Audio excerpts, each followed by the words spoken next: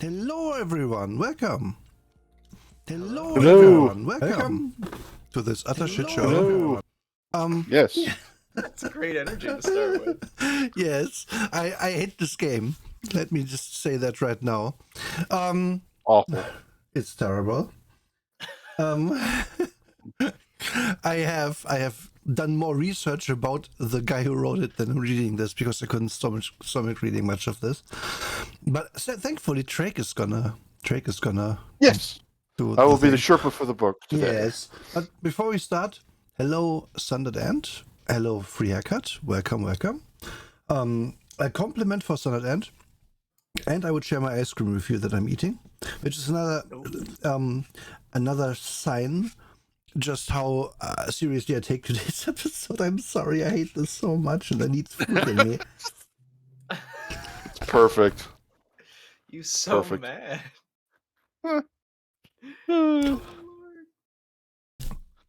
Yep. So, yep. All right. You want me to just leap into it? I mean, if we want to talk, let's talk a few minutes about something else. Oh, okay. What were we talking about beforehand? Creating groups for the start of your games. Yeah. And how some games encourage that. I was talking about Cult Divinity Lost and Traveler, which are two of my fave systems straight out the gate. I really enjoy them. I really want to play Cult.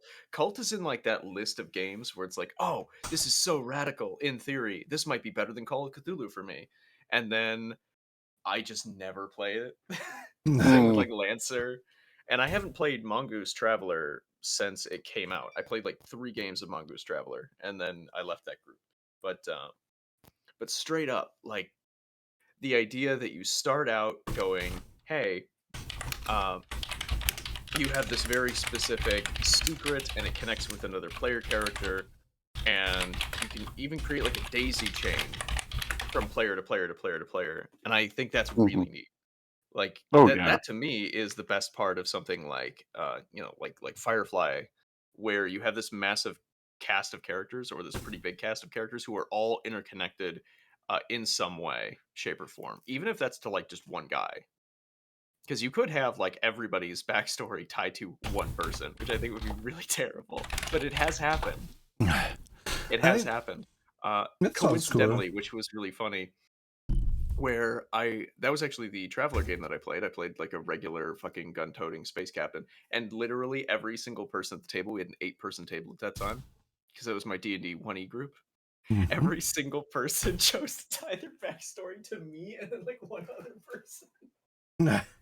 Completely independently of each other. So it's like my GM just like emailed me with like a laundry list of like, okay, so you served in the military with this guy and got caught and escaped from prison on this planet with this guy. And I'm like, what the fuck? This is the whole crew. And then he's like, yeah. I ended up rolling like really good on that character gen too. That was one of my faves. I got an entire starship all to myself. Wow. You kind of wound up becoming the Nathan Ford of that game from Leverage. A little bit.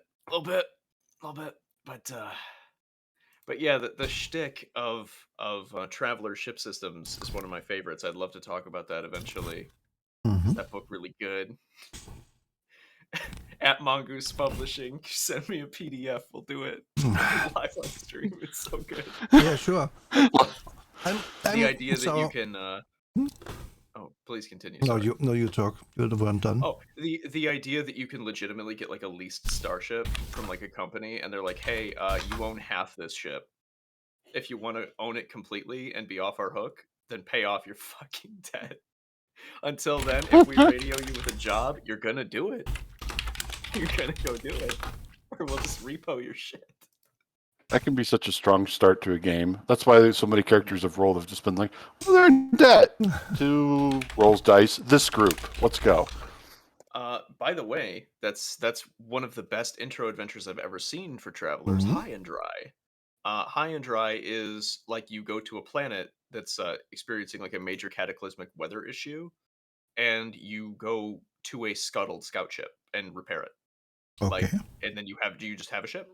But the High and Dry is also piloted by a bunch of dickheads who are like really terrible people. So now you're getting mistaken for those dickheads because they scuttled their ship and ran away. It's so good. It's such a good, like, multifaceted uh, game and adventure. Nice. If I run Traveler, which I may on a break from D&D, I'm probably gonna run Flatline, which is straight up like the coolest shit. It's like pitch black. Oh, okay. God. Yeah. It is straight up like pitch black, but you wake up from like a frozen low birth with amnesia. It's so radical. Oh, I like System Shock style beginnings where you wake up and you have no idea what the hell's going on. Yeah, Hacker, what's up? Oh my god, I would fucking love it if Shodan, please give me a mod where you wake up and it's System Shock and Shodan immediately goes, "What's up, Hacker? Can a G come up in your crib?" Yes, trying to be friendly, running the wrong program. So, yeah. If it isn't clear, I would rather talk about anything else than this game. But Yeah, I mean, Nero fucking hates this game. Emery, Horrible. you act like you don't. You also do. Yeah. In spite of all that, Rollmaster. I mean, you're a normal human being. Congratulations. I guess Elf. Sorry, my bad. You know what? I'll take the human being compliment. That's all right. Humans Okay. are ambitious. Yeah, it's fine. I got a little bit of human in me. So, There's a ghost somewhere back there. hi Kanak. Hello. So I'm gonna. Well, human. Okay, I'm gonna just Voice quickly say my piece before we get into this. Okay. Yeah. So having played Rollmaster, I know it's not great. I know it might be someone's cuppa. It probably is because someone wrote it and then made a space knockoff and then made this out of that space knockoff. Yep. Oh my god. But I couldn't Yep. hate it more. Literally happened. I could not hate this more because you can literally go to a random ass fucking page and start reading and find something bad. Yep. Mm-hmm. It's off the hook. That's literally how bad this is. How dumb this is. We are going to get to some specifics as we go through. I'm not going to spoil that right now. However, also before we start, I know Mini is not here yet, but I would like to thank Ministry of Unity Control, or the same, for providing this PDF, because the PDF is taken great. I wish most PDFs we had were this. Firstly, searchable. Secondly, well scanned. Thirdly, nice looking. Yeah, this is like some real good shit. By the way, I found the starter the starter rules for Cult Divinity Lost. The quick start rules. So that's gonna be something that we talk about a little later. Okay. Perfect. That sounds good. No, so the way I see it, I put my time in with Rollmaster. Like, I read that system. At one point, I understood that system enough to make a character in it. So I didn't have to read this, because it's the same thing. Oh, that's why I like Cult so much. It's a Modifius entertainment game. I fucking forgot. Yeah. Modifius owns my soul. Yeah, they really do. Oh, man. Huh. Why I'm is just it imagining you getting like a branding on your back that just says Modifius Entertainment at this point. Much like I'm like, hey, I really like this Eclipse Trace thing. Oh, it turns out the guy who wrote Shadowrun made it. Yeah. Sometimes we are simple. So, but yeah, welcome to cyber space. That's how you say it, because different fonts, different words. There's a space in this. Kill the. Yep. I don't know. Cut off. Good work. Good work. People who made this cover. And now look at this man. I'm gonna zoom out a little so we can see all of this man at once. This man in all his glory. He's eating a pipe full of nitro. He is half a machine and half a man. He has a nose thingy. That's his VTuber avatar. That's not him. Yeah. That's him in the cyberspace. Yep. Fair enough. He's a VTuber. So I guess we have to like him now, okay?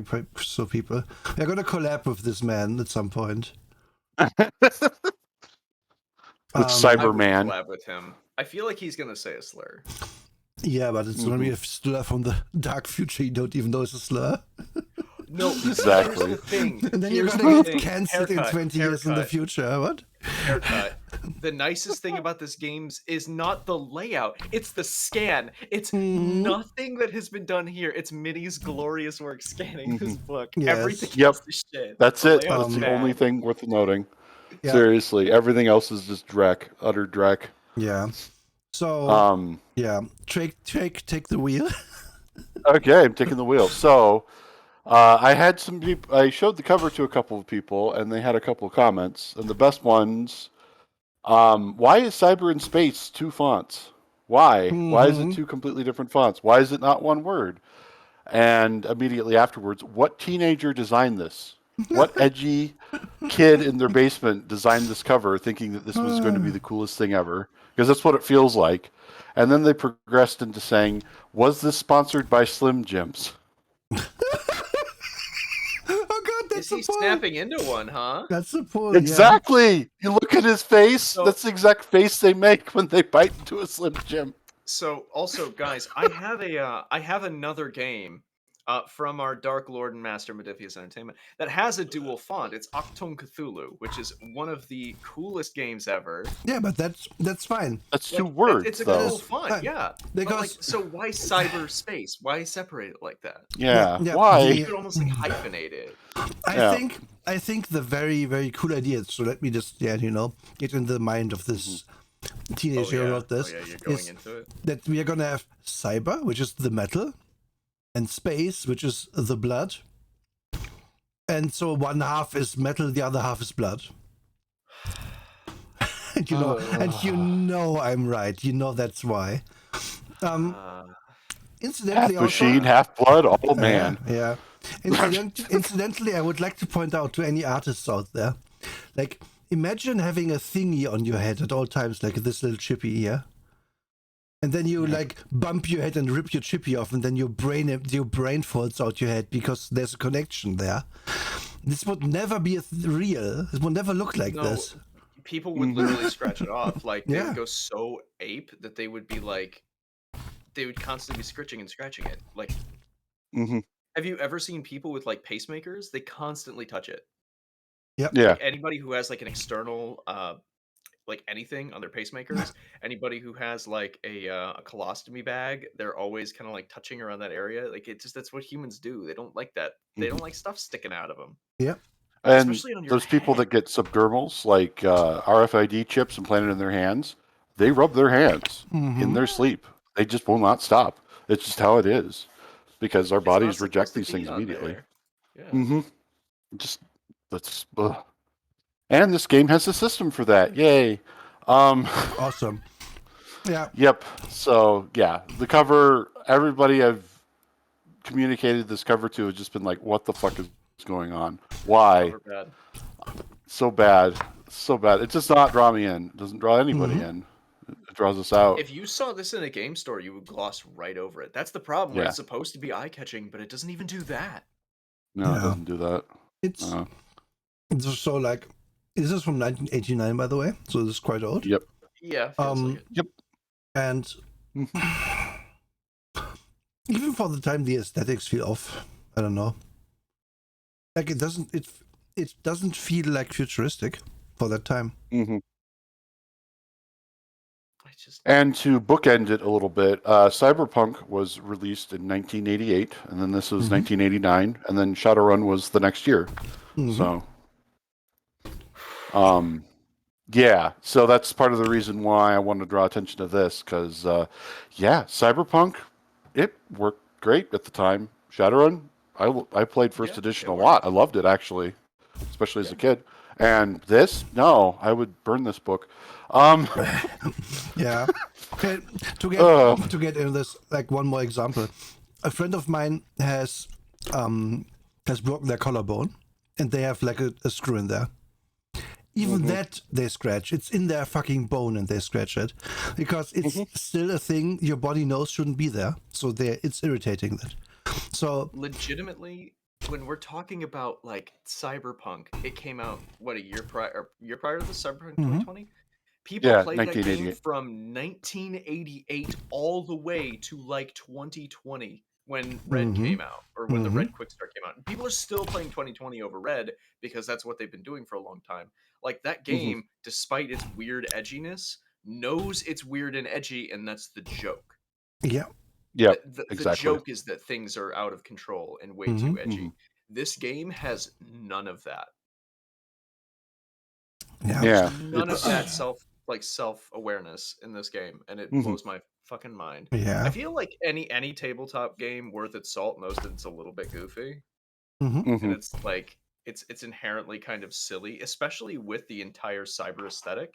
Like the idea that things are going to be out of control and people are going to be jamming technology into their bodies, that's part of the joke. Even Deus Ex, even the original Yes. Deus Ex was like it was mocking and laughing at all of these like losers.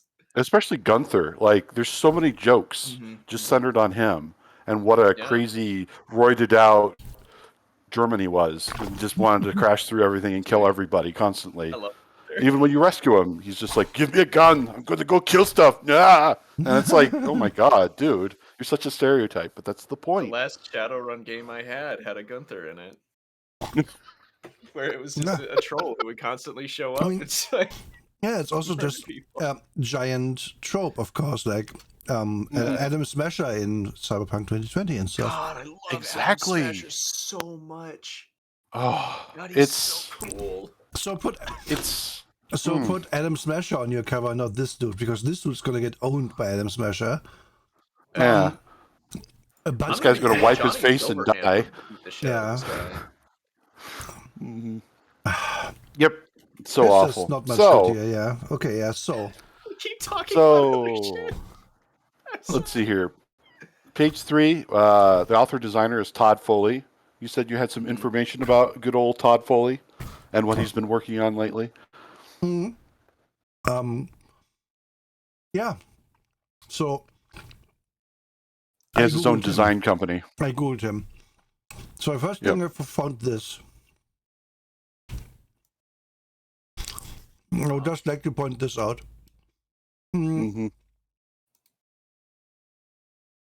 So the guy wrote a bunch of shit from the late 1980s to the late 90s, apparently. Yeah, he did a lot. Won an award in 1999. No one cares. Absolutely. Yeah. I love the zero fans thing. The zero fans thing is really something else. And well, he has a Patreon as well. Like, you know. What's he doing now? Well, he has 10 patrons, and I guess someone giving him $9 because that tier's done. And yeah, he's still writing. So good on him, but he's still putting this book into his resume like it's something he should do that with. That's wild. That's wild. So okay, you know what? I respect it. I respect the nuts, man. I will say, I don't want to like throw shade at this person too much, but this is not a good product, and I don't know. I don't think the other things they did. A lot of this is all Role Master supplements. Like this is Space Master supplements. These different things here. Oh yeah. This might, yeah. And I'm sorry, but that's not a good horse to settle your career on, my friend. Nope. And I hope you have other ways to make money, because this is not great. I hope you're doing all right, Todd. Yeah, pretty much that. Well, he is. He's attached to South Park now. Is he? He was part of the online production of the world of South Park. So when you attach yourself to projects like that, damn money, you know. There you go, man. Good job. But unfortunately, I guess he's had a hard time, because if you go to his website, it says that the website expired. Oh, that's unfortunate. Yeah, other things like that. So I don't know. I don't know what to say. He's just a guy who did all this stuff. Todd. Fucking yeah. Well, he has a Ferris wheel in the background, emotional Ferris wheel. Yeah, to his, I think that's like some math. To his credit, I have not found any controversies about the guy. He's like a guy who has rights. He's just a regular guy. So yeah, so again, no shade on him. He's just, in my opinion, he didn't write very good things. But that's okay. Yeah, You can be that guy if you want. Yeah, you can write bad games. That's okay. Yeah. It And happens. honestly, it may have been I'm a not even situation where it's like, here's Rollmaster, please do these supplements, and it didn't turn out well. It could totally just be that, you know? That's how it goes. Yeah, we can't pretend to know. I can only say again, yeah, this product not good. If you have better product, I would like to know, actually. Because I would hope that this is not the peak. I just like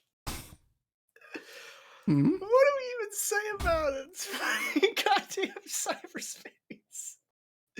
Please, Trek, please guide us. Please help us.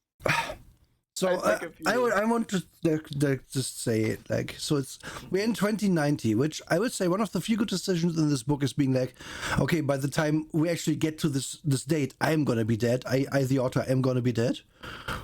Yeah. Because that's how you do future writing, in my opinion. You should never be in a position where it's like, yeah, it's 2020. Where's my magic? Writers of Shadowrun. Clearly, your system is wrong. I mean, that is a silly complaint on its face. But it's still like a thing where with this game, one of the few things you can do is be like, okay, it's 50, 60 years in the future, whatever. And we have cyber right now. Don't worry about details. Let's go. But with Shadowrun, you have to be like, yeah, the timeline split in 2001 when the first dwarf was born. And you're like, people are like, what?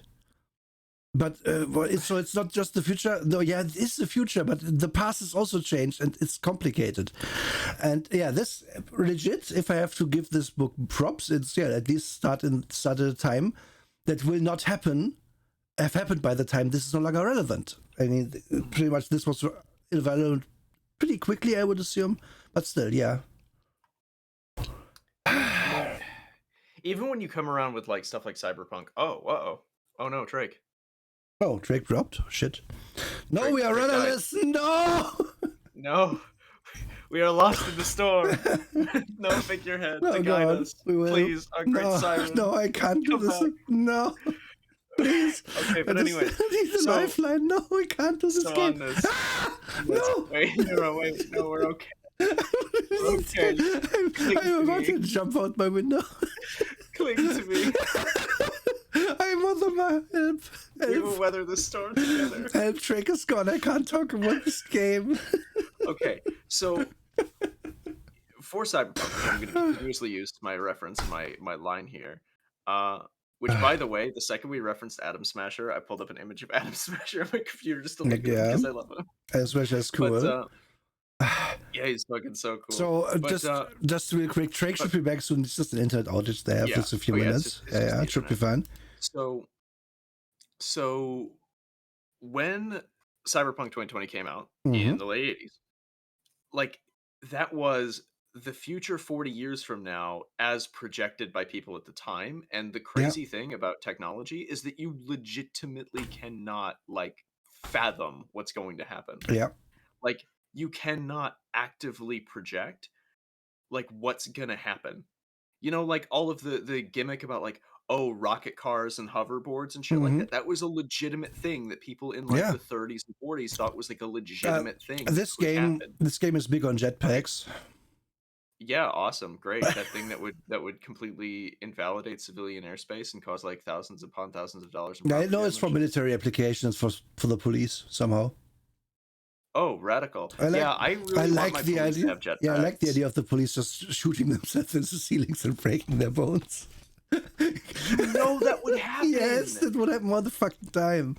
Imagine having a cop with a big gas tank on their back that you need to fly and having a gun. It would be a fun time, actually, in the game. You know, not in real life, obviously. Oh, yeah. Good luck. So, this is a weird thing, weird statistic. Do you know most unreported car crashes are actually police car crashes? Oh, they're fucking dumbasses. I believe it immediately. Yeah, especially like if it's hot pursuit shit, they're just gonna clip someone's mirror and not really care. Texting and jetpacking.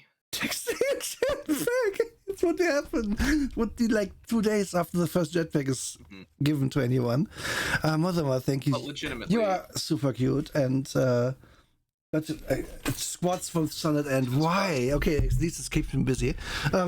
If you ever want to wonder why jetpacks are actually a bad idea, you just need to think about the First World War and the Second World War, and a little bit of Vietnam, where like flamethrowers were actively used in combat.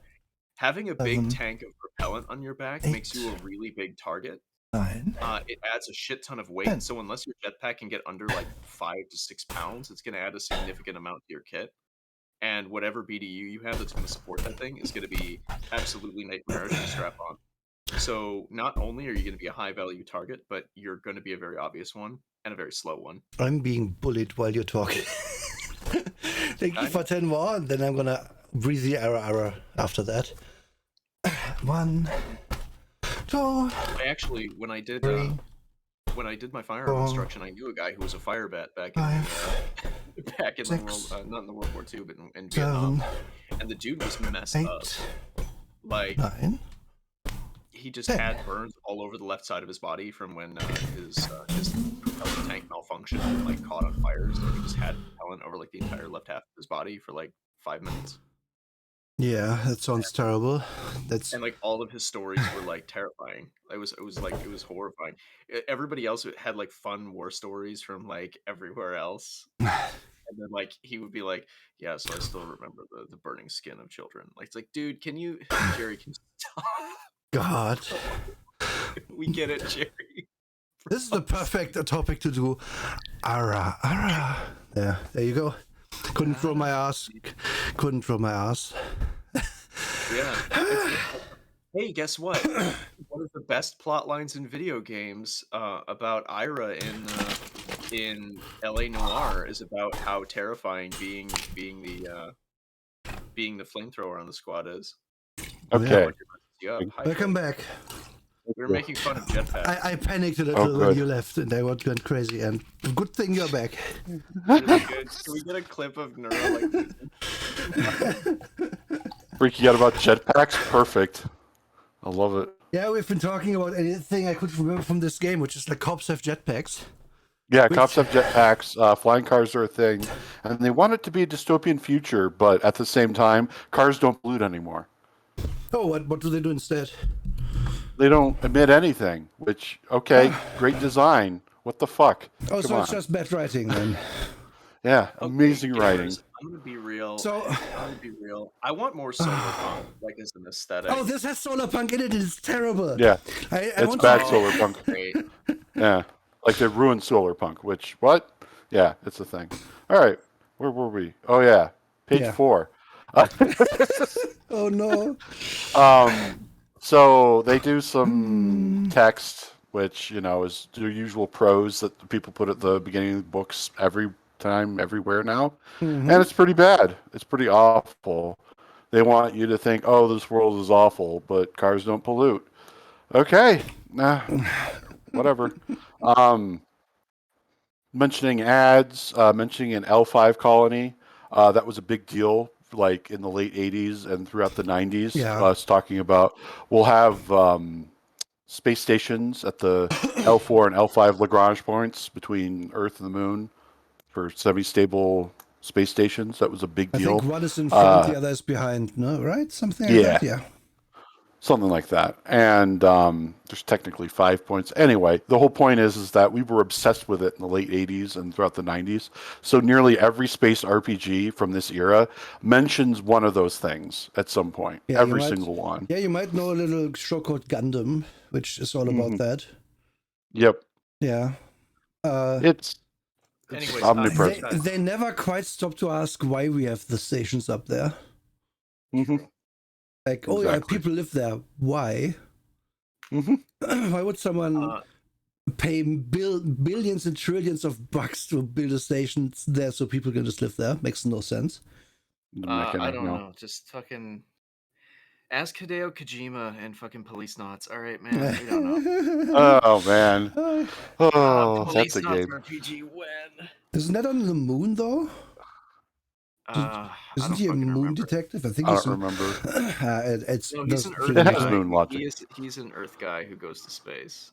Yeah. But anyways, haircut. Solar punk is an art movement and kind of aesthetic movement about the quote unquote punk future like we get out of cyber and diesel and whatnot, but it's based on sustainable energy and like human growth towards the future. Yeah. So it's like a lot of like multi-tiered greenhouse buildings and things like that. You know, a lot of renewable energy. Basically, just it's nice. It's really nice. Usually they have overt socialist and environmentalist themes. Yeah. So weird how that works.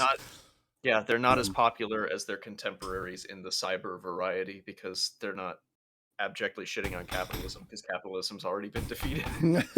Yeah. Yeah, it's so true. That is really it. Also, that kind of robs you of the interesting thing to do in a game. Like I fully think if/when communism wins or whatever anarchism wins, you will still need to have the understanding what capitalism used to be, so you can explain what the villains of a story are, because that's going to be very central. But let's vital. Look at what we have here. So we have a normalized table. Yeah, we have normalized table. We have a very in-depth table of contents where they decided let's label everything with a letter and then some number 0.0 for everything, which winds up being explained right away, where they have they divide it into preface, system, running the world, technology, cyberspace, adventure, and appendices. Most books from this era, let's do a player section, let's do a game master section. No, this is Rollmaster. We need to do everything. We need to have everything categorized. So, yeah, that's where this game is going, into categorizing everything. I would have said, okay, they didn't want to have double digits for their references, but it's they are going to be like in this book. Yeah, refer to S7.9. Yeah, and part of the reason for that is back then we don't know how many page numbers we're going to get to specifically or what's going to be on what page number, because one hand is not knowing what the other hand is doing. So we're just going to divide it into sections. Yeah, great. That's efficient during design, but it's really shitty when you're a player. It makes trying to reference things. So this looks like more like a design docs navigation than an actual game. Yeah, I would say this is good enough. And they have an index, so they have 2 points now. They have one good thing in it. And they have an index, so it's 2 points. And I would say I would rather have them have these references than not have them. So that's not a negative to me. It's just a bit clunky, which it's clunky. Yeah, it's not the worst. Could have been done better, but at the other end of this, modern White Wolf games, if you look in their table of contents, you don't know where anything is. It says they'll have something that says Chapter 4, the epicness of character, and you're like, is that the character creation chapter? What are you trying to tell me, White Wolf? Oh, you also know where this guy's coming from because the first quote of a person from a book is fucking Ayn Rand. Yeah, and then Walt Whitman. What? Yeah, this is such a microcosm of this game. It's amazing. Also, very true to Ancapistan philosophy. We didn't have money for actual art in the book, so this is just a block of metal here. Because if you it's supposed to emerge too. Yeah, just think how White Wolf sold their games. They sold it off the back of very solid rules, very understandable stuff, and very few art pieces in it. So the books are really, really stuffy and boring, which is why they're doing this here as well. Cough, cough. Fucking stupid. This, it literally I'd rather have nothing. There's put preface here, put your dumb quotes in, and then start your text earlier. Yeah. There's so many things like this that are just why does it have to be this way? Why? Yeah. And it's just annoying. So they dive into the introduction. They immediately talk about all kinds of things, but the best part is the very first paragraph. They misspell the name of their own fucking game. They misspell cyberspace. And the first fucking paragraph in the introduction. In the introduction, where is page 4? Page 4? Let's see here, page 8. Page 8, okay. Guys, I'm on page 8 right now, and I really want to talk about a note on gender, because it is the most fucking self-aggrandizing, self-relating thing I've ever seen. ICE has employed the male gender throughout cyberspace. This does not imply any chauvinism on our part. Quite the contrary. But how is this the contrary? What? But anyway, but it is Yeah, far like- more convenient than him, her, it, and less artificial than the New Age constructs. It is also correct English that the male pronoun represents the race as a whole. The Random House Dictionary theme defines he in the second entry as anyone. So again, we are in NCAT book territory. This is as a linguist specializing in the English language, no, it isn't, you fucking dicks. It is literally just because your brain is so fucking rotten from being little nerd boys sitting in the basement. Because the actual correct is they, and it has been for a long time. Far, far, far back into the earliest versions of English, we've had neutral pronouns. Using he, that's not actually true. Like you don't do that. That's why like the race of men, like man as a subset for or as a sorry, my brain is rotten because I didn't sleep last night. But Okay. using man as a determinant for the entire race of humanity, that's basically correct. But that's also because man can be used neutrally. But again, it's only in that really broad sense that you can do that. But like to go like, yeah, we used only male pronouns, but that doesn't mean we're chauvinist. By the way, we love women. Aha. Yeah. So fucking terrible. This is so this terrible. is an NCAP on the internet telling you that he isn't like the other NCAPs. Yeah, This that's pretty is- much what it is. Great. This is a guy quoting the NAP to you unquestioned. Mm-hmm. Oh, awesome. Don't tread on me. I didn't mean to tread on you, even if I did.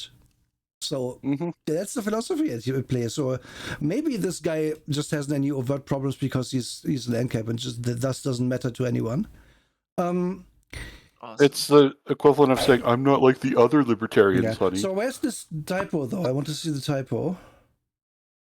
So let's see here. The very first paragraph. Here, I'll just Hmm? do this. Also, we'll need to... There. Right away. Cool. Okay, Cyberspace is misspelled. Right away. Like, Trying to picture you do system you to do be, that. and no. It's okay. If this happened in your book on page 210, okay, fuck it. Yeah, that's fine. But- Whatever, that's fine. Here, no. Your introduction, Right. sentence 1. Yeah, sentence one. Yeah, here it is, Yep. page 7. Cyberspace. Cyberspace. Cyberspace. Subspace. And then they misspell consider right afterwards. Cider. Yeah. Yeah, it's not that in this game they can go to Mars in 10 days. I read the blurb about that. So yeah, it is indeed. Yeah, it's very much ANCAP Did you just- Mars colonies. Why? Look at this. Yeah. Introduction. So bad. The brain is an extraterrestrial organ. Timothy Leary. They had no room here. There's no room anywhere in this page to put that quote. And I guess he just wanted to not have it next to Ayn Rand and Walt Whitman. Yeah, that's literally the only reason why you do that. Which why, if you want to have 9 quotes in your pretentious book, go for it. Whatever, go hog wild. But I would also come on. just say so. The generally speaking, the layout here is terrible because having a lot of books do do 2 columns. Yeah, 2 columns is in a large A4 book. It's kind of fine. It's good to read. Here, it's 3 columns. 3 columns is not enough. You go up and down way too much, and you can find nothing. Yep. In a book like that. This was definitely during the era when they were doing 3 columns a lot more often because so many tabletop books. Oh, let's imitate magazines, right? Yeah. So that people can just pick it up off the shelf because what, $20? Cool, just like a magazine. No, don't design your game book like a magazine. Just, And don't. I can tell you why they did it though. So they have a lot of vertical tables. Yep. And what you do in a normal game, in a normal product is you have the 2 columns, but you have a header over them, and then you write in these 2 columns, and then you put the next header, and then you write into columns again. Yep. Yes. This book you read every page 3 times up and down, just so they can give you their skill list, which is this abomination. Yeah. yeah, it's. It's a fucking Mhm. nightmare. Like the Yep. worst part about this is you can, if I wasn't able to highlight this, Mhm. foraging rural FOR, foraging urban FOU, and so on, you would easily lose yourself going over here from there in just these few dots here. It's not great. Also, why is melee MEL? Oh god, okay, whatever. Yes, the Astrogation, yeah. abbreviations are pretty awful. Yes, astrogation. Yeah. You can fly a rocket if you want. Okay. You can. The reason So- that you do the 2 columns is specifically so that you can insert tables with the width that are readable and Yep. still legible, and also be able to intersperse art among your paragraphs. But oh my Yeah. god, this is so bad. Yeah, this is terrible. And you have 10 attributes. Woohoo. Because well, more I mean, attributes is good. That is, these are the wait, is it the same as Rollmaster? A memory, presence, correctness. Reasoning is new. Self-discipline, I think, is not new. I think reasoning was used to be something else, but okay, whatever. It's overall it's the same. Yeah. It's pretty much the same. It boils down to being the same. And then the skill list, like so many of these, you think that you might know what they would do, but at second glance, what do they do? Like fire. What the hell does fire do? What is fire? Yeah, cool, awesome. So it literally okay, just refers to firing firearms. That's it. that's dumb. That is fucking dumb. It's horrible. But okay, let's go through these and see what actually might be useful in a normal game, because the normal game is set in San Francisco, I believe, was it? Doesn't really matter. I don't even remember at this point. Set in a big My city. brain's already dead. So, Yep. will I need acrobatics? Possibly. Let's give them one. Administration? Probably not. Advanced math? The fuck? If you go into space, probably with the way the system But is there's organized. astrogation, so we don't need. So Yeah. no, we're in a town It's though. silly. We're in a town at home and doing a run Yep. like in Shadowrun, you know. Ambush, second useful skill. Appraisal, nah, you don't need it. You can have it. Armored bodysuit, I'm guessing that's operation. Armored exoskeleton, the fuck do you need 2 skills for? Neither is going to be useful because you're Because the run there's is 4 gonna, armor types. And that's 2 of them. yeah, great. The run is going to be about breaking and entering somewhere. You can't do that in your robot suit, so it's not useful. Astrogation, astronomy, no. Biological techniques, so you can be a doctor, I guess. Not going to be for every character, probably not useful. Maybe I'm going to give it a point because you might be a doctor. I'm seeing a doctor so far. Biology, nope, we don't need it. It might be a background skill. Body development. Sounds kinky. I'm into Do you it. guess what that is? I guess it's doing sports to be muscular, if I remember right, because that's a thing in Rollmaster where you just get muscles so you get more hit points. It's resisting stuff that happens to your character physically. Body development? Okay, cool. Yeah. So it's Great different, name. different but kind of the same. Okay. Kind of the same. Chemistry, no. Combat, yeah, I'm giving them a point. Probably combat. Culture, I don't know. Cyber attunement, is it a skill to get good at my cyberware usage? Cyber deck operation? Okay, so 5. Cybernetics, no, it's putting them in, repairing them, we don't care. Drive, okay, 6. Drug tolerance. What? Yeah, it's a skill in this game. Electronic bypass and techniques, I'm going to give them 1 for them because one of them you probably need to break in somewhere. Yep. Environs, I have no idea. Equipment is a stupid as name for anything. Except the header in your book called equipment, where you show things you can buy for money. But equipment winds up being a really overused skill in the system because it literally I means bet. interacting with any equipment. Yeah, Any. bet. Good job. So And then environs is survival. yeah, I refuse to give the point for equipment because you would never guess what this is for. Falsification, okay, fire we know it's for guns, so we're giving it a point. Foraging, neither of them is useful. Frenzy, what? Mini is here. Thank you for the money. I was gonna joke about the 1 hour mark that you aren't here and gonna write to it. You chickened out. We hate this game, Mini. Hello. But I'm glad you provided this book. Thank you very much. The scan is great. We just hate it. So let's go through. Intrusion. We need intrusion. Yes.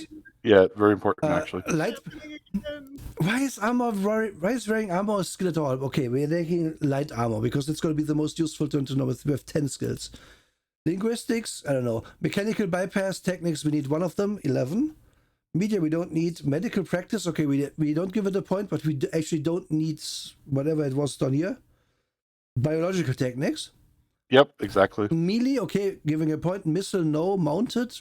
Are we actually gonna ride a fucking horse in a game where flying cars? No. No. Music, no armor as a skill. Awesome. Yep. Why would I ever? Perception, Yep. yeah, we need perception always. No, we don't need physics. No, we don't need pilot. No, we don't need planetology. We don't have FTL in this game. Fuck you. Quick draw. Nah, no, you don't get a point for quick draw. That shouldn't be a skill. Software techniques, sports, stalk and hide. Okay, stalk and hide. Why is infiltration also? The intrusion is also a skill. Oh god. Streetwise You're starting to see it. So maybe 15 of these are useful to a normal runner. And Yeah, then I maybe give you 15. 3 more for your job. Yep. Why is this list 40 skills long? God Because damn it. 4 of them are different armor types. Yeah. And one of them being no armor, which, Yeah. I have 100 no armor. Dude, this isn't Skyrim. This is cyberspace. Come on. Yeah. So then yeah. Okay, then we have like a definition of terms which we're not gonna tell you because we are all going to forget them. Yep. You're going to forget all of them very quickly. Funny enough, I have you all on mobile while starting Johnny Mnemonic on the big screen for all the partner programs. Nice. Okay. Nice. Okay. Oh. Canuck a threat. Yes. Canuck, I'm gonna lock you in a room and then find someone who knows the system and demand they write you a quiz, and you only get out of the room if you can answer the 50 questions about this game correctly. Oh, wow. That's a brutal puzzle room. You're going to be so you might say, "Oh, I'm going to be in there a while." Yeah, it's true because I won't find also anyone closed who knows this fucking system. It's closed book. You don't get Of to course. you don't have a reference. Of course, it's Yes. closed book. Memorize it. Yeah. Hi, Sunday. We're slightly unhinged today. I'm Yep. curled up in my fucking chair. Yep. Okay, so Yep. we define. So we got through that. Yep. We define some terms like what's a campaign, what's an action. Yeah, it is a So- standard roll master. You roll Yeah. 100. So If it's over 95, you get a second roll. Add it Yeah. under 95. I have to Very slightly give them credit. This is 1989. They had to define these terms. Fine. Okay. Cool. Yeah, Well, they have to do all of it, honestly. Yeah. Back then. Tell you how to roll dice, D100 and stuff. Again, it's 1989. And then we get to actual rules, which is difficulty levels. Yep. And at these levels, you can kind of tell that this game is going to be shit because it's a D100 game where you can have up to minus 100 from difficulty. Yep. Right at the outset. Bad thing if you see that. If your skill is +5 and you can have a minus 20 to it, might be not great. Might be you're playing a character who can do nothing. It's a red flag. Yep. It's not guaranteed that that's the case, but it's a red flag. Okay, Trick, you take back over. I'm done ranting. So right away they jump into referring to tasks, which is any game situation requires a die roll, which honestly, I kind of like using that term more and more as I see it more and more often in modern games too, because it's just like, then that really tells players, okay, this is a task, so it's going to be difficult, so you're going to have to roll. Whereas there's so many times where it's just like, is this a situation where you need to roll? Is this a situation where does it task you? Is it a task? Is it difficult? Yeah. So to their credit, they defined that pretty clearly back then. So yeah, that's it. Like they do all of this general information and then they launch immediately into the system. And wow, it's just quite a roller coaster after that point. Let's see here, page 12, they go over. Who are we quoting? What? Who is Diane Hestes? From briefing to the executive. Oh, this is someone they made up. Okay, cool. I don't care anymore. Yeah, someone they made up. Oh, I have something in my notes about that. One of the things about this quote, they refer to cyberspace as a slang term in the year 2083. It stopped being a slang term, sir. Everybody's using it. It's common parlance now. Stop calling it a slang term. Why? Why? And they refer to direct neural interface, which, okay, cool. I'm glad you're actually using the terminology that people would get right away. That's fine. But why are you calling cyberspace slang? And then they use terms like the net and things like, come on. Just have more self-awareness than this. And then the next page. I have to. Sorry, I said it was interesting. I read it, and I'm like, what? So Yeah. this is someone in 2083, in this nightmare future we are talking about, telling you what cyberspace is and what the direct neural interface is. Who is this person talking to? A briefing to the Executive Board of Intelligence Services, Cerberus? Yeah. So you're telling me a bunch of high-paid executives from an intelligence agency don't know what the direct neural interface is? It's like telling someone, hey, Mr. President, by the way, this is a Ford Escalade. It drives on these 4 wheels very quickly along this road. What the fuck? Yeah, it's pretty awful. That's pretty fucking awful. And then saying that cyberspace, the slang term used by the kiddos. Come on. Yeah, it wasn't a slang. You can't do that because it wasn't a slang term when you wrote this book. This book explicitly makes 100 years of history. Like I guess it could have fallen out of favor, but oh god, just don't go there. No, okay. It wouldn't have. Sorry. Yeah. Enough of me. No, that's why I OCD'd over that too, because I'm just like, come on, self-awareness once again. I think that's just the common theme with this entire book is where's your self-awareness? But you generate a character. It's a standard roll lots of dice because this is Rollmaster and you hate yourself. And it has there are 6 professions as they're listed on page 13: sleaze, sneak, killer, net junkie, jockey, and tech rat. And you have to look at their area of concentration to have any clue whatsoever what the hell any of these do. And at the end of the day, I'm like, why these 6? Why couldn't you name them something, I don't know, actually fitting to what they do? Like jockey. The description for jockey. A jockey is an individual whose specialized professional skills have to do with the operation of equipment, including his personal equipment. What the fuck? So a fast food worker is a jockey? Yeah. What? It's a what the burger fuck? jockey. It's a burger jockey. Sunday, we have to quickly refer you back to this. Since you say net is sometimes capitalized, sometimes not. The world represented by cyberspace may seem at first to be brutal, evil, almost an allegory to the present, of the present. So this is page 8 of this book. They spelled cyberspace. Like it's not somewhere page 98 talking about in an aside about I don't know anything. It's just literally the first page you would actually read with a brain. They did this wrong. Burger jockey and BJ, if you will. Yes. Is that what BJ what the BJ in BJ Blazkowicz stands for? Burger jockey Blazkowicz? That's my new headcanon right there. I was just flipping burgers, and then the war happened. My old man said he was going to call me Sue. And Mama said no. Not for a good Jewish boy like him. He's going to be a burger jockey. I just realized this. I didn't look at this art. So this is a Christian anarchist, I guess. Yeah. Nice. A Christian anarchist, yes. Yep. Exactly, Emery. That's exactly how I feel about it. And there's so many other things. I would like to go over the attributes we have and see if there's any fat we can spot here. No. You're so much fat. So we have constitution, a character's general health and well-being, resistance to diseases, poisons, and physical damage. This stats affects the character's ability to resist disease, poison, and bodily damage. Good writing. Agility. Top of the page. What? Interested in more detailed character creation? Check out Space Master. Yeah. Yep. Right away. Heck yeah. Yep. I think we just got a bingo there because shilling another product within the first 12 pages. Yeah. Oh god. Thank you, Sander. Thank you.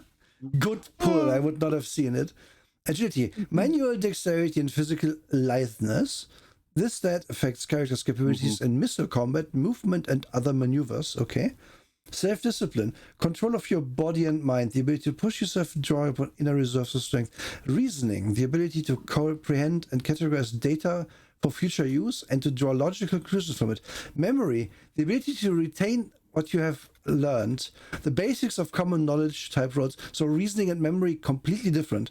So different. This can sort your information, but you only retain it if you have memory. Fuck you. Yes. Strength. not brute musculature, but the ability to use your existing muscles to the greatest advantage.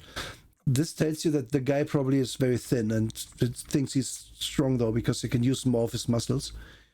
Yeah. Quickness, a measure of reflex consciousness, conscious reaction speed, affects overall defense bonus. This stat affects characters' defensive capabilities as well as drivings and other activities. Empathy, your relationships to be all-pervading force known as the essence, which resides in all things that are natural. So this is the essence rules from Shadowrun. No, it's Shadowrun. It's how much cyber you can have. Clearly. Presence, control of mind, self-image, bearing, charisma, and ability to use these traits to affect and control others. Cool. Intuition, the combination of wisdom, luck, genius, insight, and the favor of the gods, whoever they are. This stat affects characters' ability to perceive things and might be used to grant hunch rolls. And then appearance, that given a general idea of characters' comeliness. And 0, 1, or 2 indicates a truly ugly person, while the 19 to 100 would indicate a very handsome character. This is a very subjective rating, and the GM should treat it as a general guideline during play. At least this is here, but then just don't have the stat.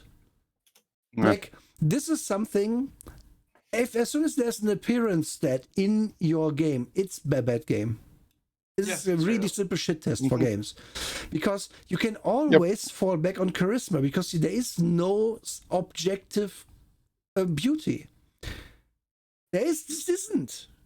And you cannot put this in. Sure, you can be like, yeah, this guy has a truck ran over his face 15 times, and it's just a pulp now, with one eye sticking out the side. Okay, maybe that's not very good appearance. But who knows? Maybe that guy's a really good orator, and if you just listen to him, he might. And that's what charisma is for. You are never going to run this. It's just like, oh, are they hot? There's just that type of player who's going to ask, are they hot? Yeah, okay, so there used to be, back in the day when we used to play D&D Basic. So back in the day when we used to play D&D Basic, GMs would mock people who actively did that, in which they would go, all right, so you want to continuously ask if they're hot? All right, go ahead and roll 1d10. We'll rate you 1 out of 10. It was like a thing where you would point out people who were being shallow and vapid and stupid, and you would force them to roll their character's attributes, like physically with a 1d10, and like it was supposed to be calling out that nonsense because it's so stupid. Yeah, but that could backfire on you, because then you could roll 10, and that player's gonna have a bee in their bonnet. That's true. Mm-hmm. But then nobody cares. Yeah. Then nobody likes you.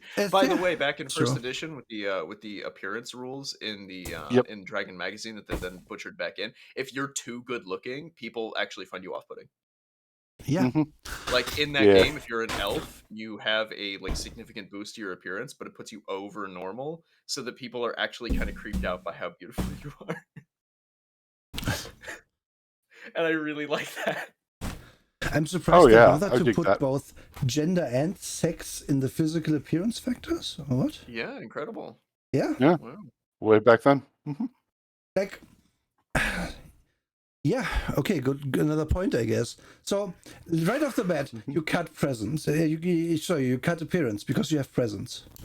Yeah. Empathy, you probably only need because it's the stat that governs so much cyberware you have. Otherwise, it could also be cut. So this could just not be a thing. This could everyone gets, I don't know, whatever many, and then you work with that. Memory reasoning. One of them is superfluous. You don't need 2 stats like this. Self-discipline. Yeah, you kind of need. Okay, fair enough. Agility, quickness, shitty names. I'm gonna say in a game where you kind of want to have guns and other things separate. I can see it. Shadowrun does it too. But yeah, you have 10 stats and 3 of them can go. Yeah, 3 of them right away. Mm-hmm. I completely agree. And then even then, between the last 7 that you have, a couple of them could be combined. I mean, that's why we have wisdom in Dungeons and Dragons still. It's still useful for simulating multiple things at once. Yeah, true. But yeah, I kind of like the thing where it's like you can be smart, or you can be emotionally smart, or you can be charismatic, and that's I like those three being kind of. D&D does it right. Other systems separate willpower from that, which is fine because a lot of the time being wise does not make you not susceptible to stuff. Oh yeah. But yeah, it's like you kind of want as few stats as possible because then your game can be simpler. So Yep. now Yep. you're gonna roll Less these cringe. stats with a D100, so characters are gonna be wildly different and probably suck for the most part. Yeah, this kind of system lends itself to your character sucking just right out of the gate. Even though the way attributes are used in Rollmaster is you don't actually usually roll that actual attribute, instead it's a bonus that's derived from it. Yeah, you just But get that winds up sucking hard. It does math. You roll these, you never look at them again. They just give you a bonus to stuff. So almost like just give a bonus to stuff. Don't have these stats which we don't need, right? But, well, what do I know?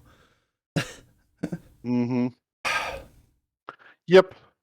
So yeah, and then after this they talk about professions, which, you know, you have your Burker jockeys, you have your sleazes, which immediately made me think, are you a car salesman? And yes, basically you focus on social skills. Nice. And then sneaks, you're a thief.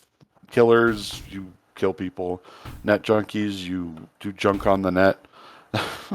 And tech rats, who build and repair things, which, you know, that's great, but I would rather play a character who can go out in the field and do stuff as well. Yeah. Also, So what are they going to it repair? winds up being kind of a negative. What are they going to repair? They're going to repair the cyber decks and shit. So why not just give the net junkie that? Yeah, exactly. Like, who cares? It's one of those things that's more and more appearing in modern games where it's just like, okay, you're a swordsman. Cool. You have 10 in sword skill or whatever. We'll translate that to you being able to forge swords or work with swords, or at least be able to recognize a good sword when you see one, instead of just, I swing sword good. Yeah. Which didn't really exist for so many games back in this era, because they were just like, no, this needs to be separate. Yeah. We always need somebody who's going to be the grease monkey or the guy who fixes the space shuttle but never pilots it and never does anything else but fix the space shuttle. Because everybody wants to be Scotty. Everybody's very interested in repairing the warp core and complaining about it. It's really frustrating because what that leads to is nobody wants to play that character outside of like a very specific subset. I had a player for a while who loved playing the engineer or the crafter of the group. Mm-hmm. And that's just what they did. We were actually playing the Star Wars FFG, and they just played a fucking techie who just built stuff for everybody, and that's just what they like doing. They liked hunting down different like goofy little things to build and have fun with. Yeah. But like that's such a rare type of player, and when it really comes down to it, yeah, if I'm a swordsman, I should probably know what a good sword is like. It'd be a good idea to do that. You know, that thing that legitimately fucking keeps you alive. Maybe you should know what good balance feels like, or what good metal looks like. Yeah. Like, okay, I get that this system kind of, they were going for realism. They way overshoot because Rollmaster. I get that you would have the technician, you know. I will say, just on its face, these classes, it seems a bit crowbarred in to have like, yeah, we have one guy who's just good at social, one guy who's good at thing, but what does it mechanically do? Like, do I get cheaper skills in a category? Do I get everything else costs more, or do I even get skills? And I can tell you, in a normal party, you're gonna be like, okay, no one is gonna be the sleaze because social skills, what the fuck? Someone is going to be the sneak, 100%, probably two people. At least one or two people are going to be a killer. And then you maybe get someone who's a jockey because they want to have a character idea who just needs a bit of everything. That's going to be your party most of the time. Because anyone who is interested in cyberpunk, even back then, would know that being a net junkie kind of sucks because you're going to be off on your own side doing something in the net which no one can do anything about and with. Because you are hacking the mainframe, sure, but that just means you're playing your own game apart from the party. I have to repeat this every time. That is why realistically the Wi-Fi boom and stuff, and everyone having a smartphone in real life, which led to these systems being like, hey, we do need to represent this in some way. being like, yeah, maybe then the decker can be with the party and they can just do stuff there. And then these systems always fall short of actually doing that, but that's another story. But yeah. Oh yeah. If you play a net junkie once, or a decker, or whatever it's called in your system, and the party is just like two guys with swords and guns, and one guy who drives the car, and one guy who sneaks around, and you are over there in the corner just being a nerd, you're not gonna have fun. It's not gonna be fun. It's just not. It's not. It just plain isn't. The best case scenario is that you like to be at a table with your friends, and you like to mostly be left alone. That's stupid as that sounds. That's the kind of this Netrunner player. Yeah, that's what it encourages, and that honestly, most people who wound up playing the decker, the hacker, the Netrunner at my tables were that kind of person. They were just kind of like checked out until, oh, I need to hack something, cool, and then they jumped in. Yeah. And that was alive and well back then, even. Yeah. To respond to Mothermer, yes, Scotty was cool, but what I'm trying to point out is that in a tabletop situation, you don't always have those situations where you can make Scotty be cool. Yes. Instead, it's more like complaining about the warp core and you can't do anything about it, or it doesn't matter. Yeah. Did you say Sorry, something? Emery, I talked over you. Yeah, fuck Scotty. Scotty's lame. No, it's not. I will say Scotty. Yeah, Scotty sucks. Scotty is fine. But yeah, it's true. You can always write a story where Scotty has to repair the thing. But then that's going to be Scotty, you repair the thing. Good job. Meanwhile, yeah, you make a roll. Yeah, and now 5 hours of combat for the other people at the table. Yeah. That is the reality of these games, which is why games like D&D are kind of on the right track in being like, maybe everyone should be kind of be able to do something in the main thing people end up doing. Like it's not the main thing, but it's one of the main pillars, and it's going to always be a pillar. I'm going to make a throwback to another one of my great loves, as I just talked about, the Star Wars FFG. When you are playing in that and you're doing, say, a ship battle, right? You have your pilot doing whatever you do. Your characters who have high agility or high gun skills usually have some gunnery. They tuck up into the gun turrets. You have somebody on the computers making all sorts of other checks. You can have a co-pilot doing that. And then your mechanic, what are they doing? Well, they're boosting ship systems. They're maneuvering shields around. They're fixing shit when it goes wrong. Like there's all sorts of little bits, bobs, and things for you to do during those encounters. Meanwhile, most systems don't give you that. Yep. They just don't. Yep. It's like, oh, cool. So ship's in dock. What do? I roll to fix the thing. Yep. What this is going to do is you're going to end up being the guy who fixes everybody's guns, and then the car breaks down when you're on a trek across the desert, and then it's like, oh, well, I guess we're all going to go out and hunt giant scorpions for food. You stay here and fix the truck. What's going to fucking happen when you're fixing the truck? I don't know. I could probably make something happen as a storyteller, but, I don't fucking want to have that situation. Yeah. Unless a character goes like, shit, somebody's got to fix the truck, and I've got the highest repair skill, which, by the way, has happened in a Pulp Cthulhu game I ran. Well, everyone else was like, all right, cool. Then I guess we'll go out and look for whatever we can. And the guy stayed back. He fixed the truck. He got attacked by a giant scorpion. Yeah, you can. Okay, the DM can always put things in to make it interesting, of course, but it's going to be. But they shouldn't have to. It's going to suck. No, they kind of shouldn't have to. I mean, they kind of also do have to make if they okayed your character, they kind of it's on them to make it interesting for you at that point. If you're like in worst case, this is a new player. They don't know that the mechanics will suck to play, and they're like, oh, I would really like to be Scotty in this game. So they be Scotty, they make a really good Scotty, and then you bore them out of their skull because nothing they do matters, and everything is just, everything just takes forever. Because that's another thing. This is fucking Rollmaster. I know the Rollmaster fantasy rules. I know that it takes weeks to heal off a wound. So I can only assume repairing a car is not going to be like, roll once, it takes 10 minutes. It's going to be a whole thing where you have to probably have a multi-stage process to this. Yep. Yeah, okay, we're getting a bit ahead of ourselves. Okay, so we have these classes. There's the social class. Oh, this is if you're a cool corpo or not. Okay, I get it. Yeah, they have more social classes than they have character classes. What's a good system for modern Right. fantasy settings? D&D Modern or Shadowrun? I would agree. I mean, there's some others. Yeah. I'm just gonna say right now, you can legitimately just play like this is gonna sound goofy. You can actually play 5e Modern. It's not that hard. Yeah. It's not hard. I've done it It's multiple it's times. it's not hard. When I last did it, I literally just added a skill, and I added 2 skills to the sheet, and it was tech and driving. Yeah. That's it. That's Yeah. all you had to do.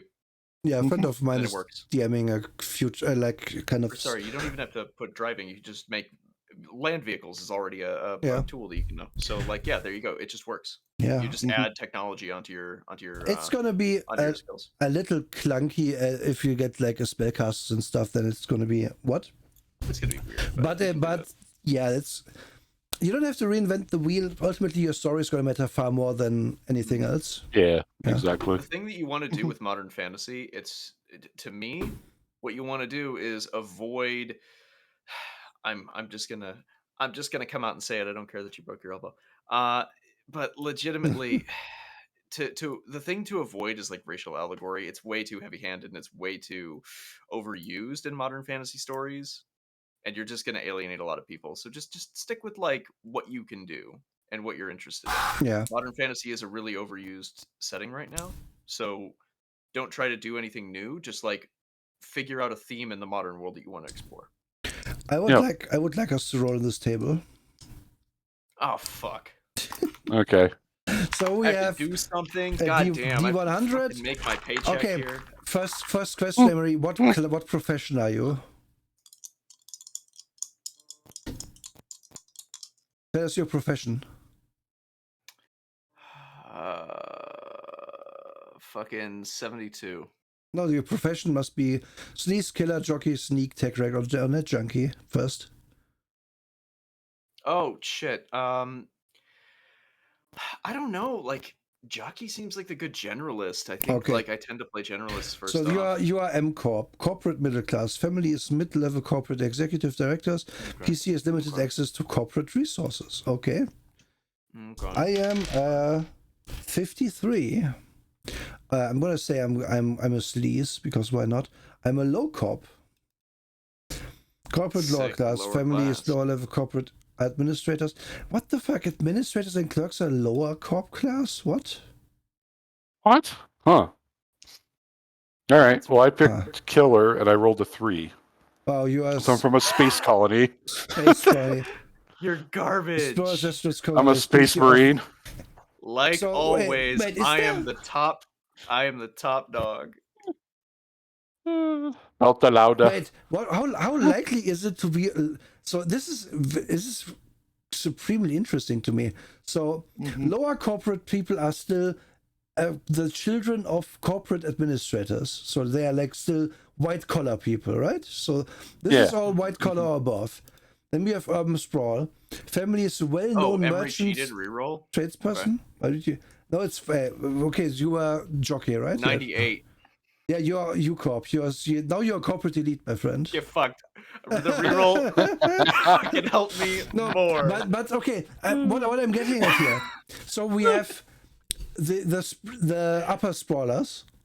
Upper sprawl is it's a merchant tradesperson who assumedly is also not like super poor. Then we have low sprawl, poor. Okay, there we go. Our work resource and refining zones, workers, families, laborers, drivers, possibly in itinerant, PCS, small circles. Okay, so these two are low class. Ecology, enclosed community, PC will always be welcome back. So this is clearly not lower class. Ecologies are not lower class. A wilderness person in the waste. Okay, we have a third lower class. Homeless fourth, gypsy kind of fifth, and then space colony no. So half the things you can roll here are upper class, which is super weird to me. Yep. So wait, let's say we're sleaze. So this is okay. It's also so fucking unreadable. Like, look at this. I just coughed. It's even worse. So this is urban homeless. So we have 5% chance to be urban homeless. We are RR work, so that and low sprawl. So we have four. They have 20% chance as a sleaze to be of lower social standing. Wow. Killer. Let's do this again. SCNY is Space Colony, so definitely not lower standing. L Corp, M Corp, RR work, so 1. Homeless, 2. 3 is Gypsy, 4 is Wilds. Upper Sprawl was Upper Sprawl, right? Yeah. So, okay, Killer has 30% chance to be lower class. That's stupid. Everyone is just well off in this system. Yeah, everyone is. That sucks. That's just Wait, hold on. This is the true ANCAP propaganda. Yeah. Because it's like, It no, is. no. It's because ANCAP is big, now nobody's homeless. See? Look. Yeah. See, Yeah. look, it works. In this arbitrary system I've designed, it totally works. Yeah, you just have you just have 5%. You clearly only need 5% people to work in resource extraction. I just okay. I much prefer a character spending points early on in their character building to gain social standing. That's how it works in almost every skill-based system. It works that way. Yes. Shadowrun and Cyberpunk and fucking Call of Cthulhu. Like, but that leads you to having more resources and more social standing at the cost of having more skills. So what's going to happen is you're going to have less skills. They're going to be higher than your usual, but people who are of a lower social standing are going to have more of them. Right? Like, you still get to be a specialist. Yeah, there's many ways you can do this, but rolling random. This is the worst one. Yeah, this is the worst one. This is the kind of system that I feel like when I explained Traveler to you, I feel like this is what you envisioned, because this sucks. I hate it. Yeah. This is terrible. It do be sucking. So just to explain this in absolute terms, this is supposed to be the edgy cyber future of Darkness and Edge. How come 2/3 of all your people are just living the good life? Yeah. What's happening? This is such a clear writing snafu. It's why this game sells itself as dystopia, but like there's just too many things in it that aren't dystopian. And like non-polluting cars. What?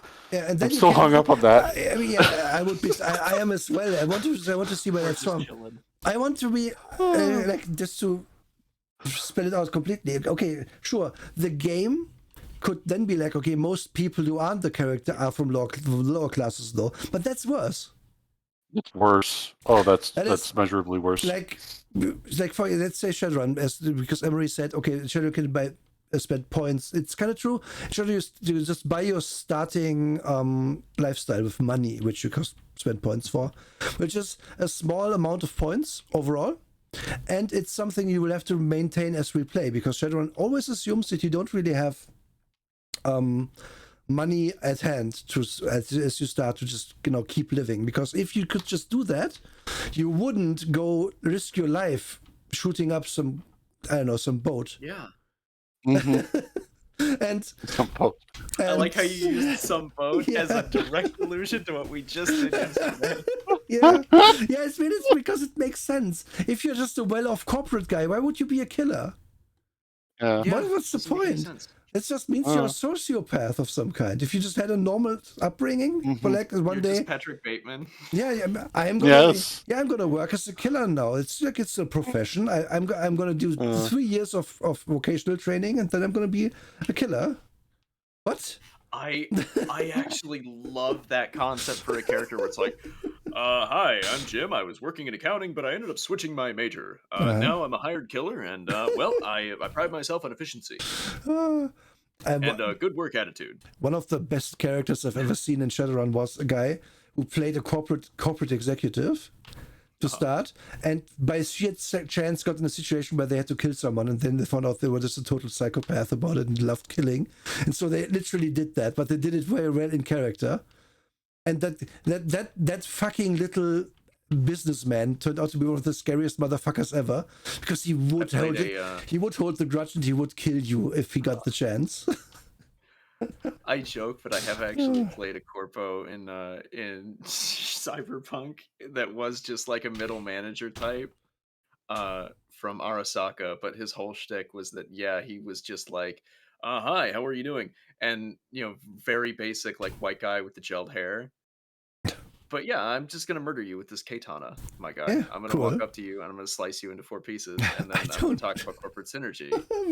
Mini, yeah, no. I know middle managers would be good killers because they don't have souls. It's normal. They Yeah, blend it's right very in. They're the normal. greatest assassins. They can Yeah, just stand there and nobody will see them. yeah. Hmm. If you want to share the power, just go anywhere with a piece of paper in your hand and look like you belong. Hmm. That's the one skill that they have. But okay, this is okay. I'm gonna have to stop because this is what I mean about this book. Every time I try to Yeah. read a random page, I came across something like this, and it's bad every time. It does not matter So bad. where you happen to go. It's always bad. So I have to stop nitpicking. Please, Drake. Yep. Please. Well, We've never. since I randomly, I would like to say. No. just- Next page. Next page. No, Adolescent we skill are, development. we are Next 90 minutes in and we are on page 14. page. Next page. We might all It's the die next here page. today. Adolescence, Yep. great, awesome. yeah. So they do the normal thing that happened a lot back then, where we were just like, well, we need to know what you developed your skills in as an adolescent, and then we need to know what you developed your skills in when you took your apprenticeship. That was so common back Yeah, then. that's I wrong, but fucking hate Mountain it. Blade ass character Yeah. development. And that's also Rollmaster. Rollmaster does this too. Kind I of. hate it. I really hate Is it. Mountain Blade just Rollmaster the Like- video game? No, because Mountain Blade is kind of playable once you get past all the bullshit. But Yeah. um, No, that's a fun head cannon. It's just like yeah. Rollmaster One that of actually them- works. one of the best, worst, shittiest things ever is they call so you spend ranks to rank up skills, and skills cost different amounts of ranks to rank up.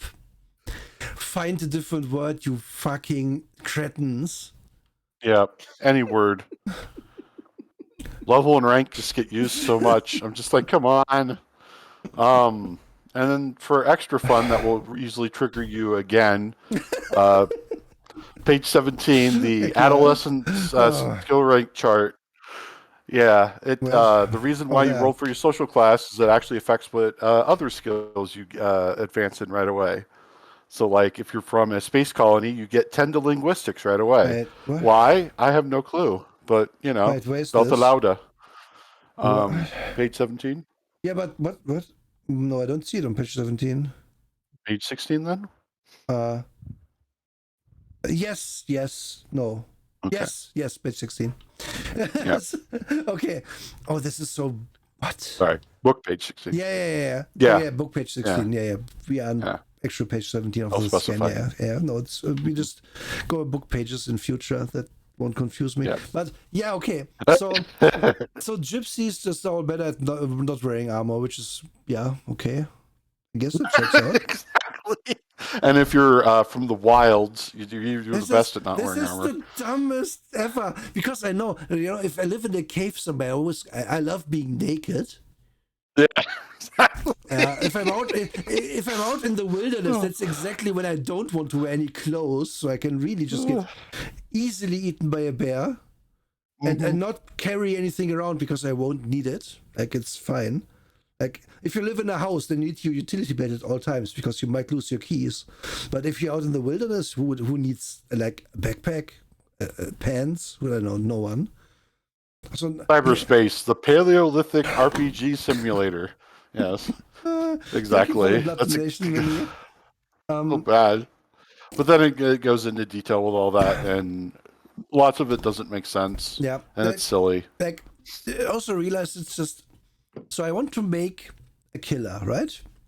Yeah, killer. For example, or sleaze, whatever. So I can roll sleaze, and then I can look at social skills, which is so if I roll sleaze and then I'm from the wilds because that happened to be the dice, or whatever is the worst one. Maybe archaeology. I don't know if sleaze can be from the wilds. So I can just be like, either I roll this and get nothing, or I roll upper corp, which means I get 4, 3, and another 4 and stuff. So clearly I know what I want to roll, and clearly much the same as anyone who played AD&D who had an 18 in strength happened to then roll 100. I'm just going to happen to be upper corp if I want to be that, because fuck these tables. It's just gonna anyone, like anyone should cheat on these tables, honestly, because these are terrible. So bad. Terrible. Awful. Yeah. But yeah, Just that's what like, that is. why? It's lots of why. But that's why they have so many social classes in this game, is so they can have this big bullshit table. That's why. That's the only reason. Mm-hmm. Doesn't really add anything because, like, once again, we have all these social classes. We have all this background that we could possibly work with. We have all these things that could be flavor, but it's not really used as flavor in this game. It's not. None of it is. It's just not even a little bit. To accurately create a character here, you need like a drafting ruler that fucking folds so you have a two-axis ruler. Mm-hmm. Oh my fucking god. Yeah. So we also reroll stats. Slide rule. We roll stats. We don't know yet how to apply them to anything. That's one thing to also point out. We rolled our social class. Let's go. We rolled our adolescent stuff. Or no, we didn't roll that. We just looked it up. We know. So we know that we have these starting points in things, and we know our attributes. We don't know anything about how to apply them to anything yet. Mm-hmm. And also, technically, we don't even really know which attributes we need to have. Like, if I'm a sleaze, I can guess that I need my empathy. Do I need empathy? Maybe. Like, is it good for me to know what other people think? Probably. I probably need presence. I might want appearance. I might not need so much quickness. Do I need intuition, though? I don't know. It's not really clear. Because which of these skills is based on intuition? That information is just not here. Who cares? It's on book page 15, actually. Oh, okay, cool. But it's all abbreviations. What's shiny? Oh, Dreaming Luca. The skill list chart at the right side. Thanks for the sub, Luca. Hi. What's up with the fucking... Yeah, this looks fucking terrible. Hi, like, thank you Luca, so much. I'm gonna be real. I've played tabletop RPGs with you for several years now. Luca, if you played this game, you would legitimately not be able to. Your brain would melt. Yep. Like that bad. Having played Rollmaster, having played Rollmaster, my brain also completely melted. I entered a fugue state where I could do the math to make a character. I have completely forgotten how to do it after the fact. Even the next day, I didn't remember. And then I had a character, and I played in a way that made sure I would not die in a game that's all about trying to kill you, so that I would never have to make another character until my group found out that this sucks. And lo and surprise, as soon as everyone else was dead and I was running away from the two orcs which just massacred us, and everyone was like, "We don't want to play this, do we?" And everyone was like, "No, we don't." And I was like, "Yes, I survived. My character's gonna live forever now. I'm gonna start a tavern somewhere and never fight again." And that was that. And yeah, but okay, so I can see that piloting, the driving depends on VM and AG, which is, if I look up, because I won't remember what they stand for, agility is AG and VM is nothing, which we have talked about. So good job, book. Yep. Is it just vehicle management? What does it fucking stand for? And then there's a skill here somewhere for drive. Yeah, there's drive skill. So why would someone in the wilds not know how to drive? Like, isn't the wilds supposed to be like the Mad Max stuff? Where why wouldn't you know how to drive? Yeah, it's supposed to be the Mad Max stuff, just like in the Cyberpunk game, where everybody out in the wild is usually a road warrior of some kind who survives. So it's this game doesn't know what it is. Yeah, that's a constant. That's just constant. Like they want to have utopia future with non-polluting cars, but at the same time they want you to be in a polluted nightmare hellscape with no ozone layer. Like they want both things at once. Pick one. Another shit test is if your game is a linguistic skill. Terrible. So tired of linguistics. Even that's one thing I don't like about Shadowrun. Shadowrun is like, you have knowledge skills which are languages. It doesn't end up coming up. I like a system where it's just binary. You can always play up that you don't know language well if you want in D&D, but it's going to be like, you know Elvish. But then you'd be like, if I want to roleplay that I just made a snafu and told the elf princess that her butt is ginormous, because I just made a. She'd probably fucking love that. Yeah, I mean, she might Yeah. love Like, that. damn. And now we're I'm there engaged. Yeah. But I was just saying. My maiden thy buns have risen like the greatest of dough. Yeah, I'm just saying that like, the whole point here of being at this, like, if your group meets, your players meet, and they're like, I speak Spanish, or I speak German, oh, I guess we don't do anything then because we don't understand each other. Yeah, cool, bye. End it. So you have to put your foot down anyway and be like, yeah, everyone knows English because we are in, I don't know, New York. And then if you want another language, it's probably not going to matter, but you can have it. So who cares? They have to abstract these things. Also, if I was an anal retentive person, I would be sitting here. It used to be me, and back in the day, I would sit here 1, 2, 3, 7, 8, 9, 10, 12, 13, 14. Not count this because it doesn't matter. 17, 18, 21, 23, 24, 25, 26. 26 positive points. And then I would be like, okay, it's corporate. Does your corp get more? And how many more? And they can probably tell. I was not always a good RPG gamer, but that's what I used to do. And that's what many people do in these systems, because it's just about finding the loophole in this bullshit. Like, okay, It really is. if I'm a killer, I will probably want to be from the Hummels, because I get 5 points to killing people. Or I might be from Low Sprawl because it's also 5 points. But I probably don't want to be urban homeless, right? Yeah. I don't want to be upper corp because then I get nothing to my base class that I've picked to be good at. Yep. And you can say, yeah, it makes sense. Yeah, the upper corp wouldn't know how to fight. And I'm going to, sure. However, why then would I want to be one if I'm a killer, if I want to be a good killer? Because these are points. I'm from Fight Corps. I'm from the one corporation that has 10 fighting skills get fucked. Yeah. So this I have game. no linguistics, though. I can't speak English. Exactly. This game just assumes every upper corporate is the same. And that's terrible. So terrible. It's so bad. It just flattens the type of characters you can make. Yeah. And like this type of system with this nonsense, I can tell it's from this background of, oh, we want to make all of these storied, varied characters who have these different pieces that all connect and make this very deep and engaging thick sheet. But what it really does is it just flattens the type of characters you can make. It's fucking boring. And now that's so boring. I remember this. So I was right. Body development is giving you hit points. It does also other things, but it gives you hit points. This is also a thing I did with my Rollmaster character. My Rollmaster character was the biggest motherfucker you've ever seen. Because I put all my points into body development, so I would have many hit points. Because in this game, you bleed out like a motherfucker and die in 2 turns unless you do that. So you've created Chunk yet again. I love creating Chunk, because Chunk is usually broken in that your systems. only character? What the fuck? It's not my only character, but I like making. So here's the thing, Emery. Here's the thing. Here's the thing. What's the thing? Tell me what the thing is about Chunk. I might have made Chunk in your D&D game as well, but you see, I can make many Chunk chunks. is Tyler 1. I can make many chunks, and Chunks indeed Tyler 1. And the thing about this is, if a game allows you to just buy hit points for character points, why wouldn't I do that?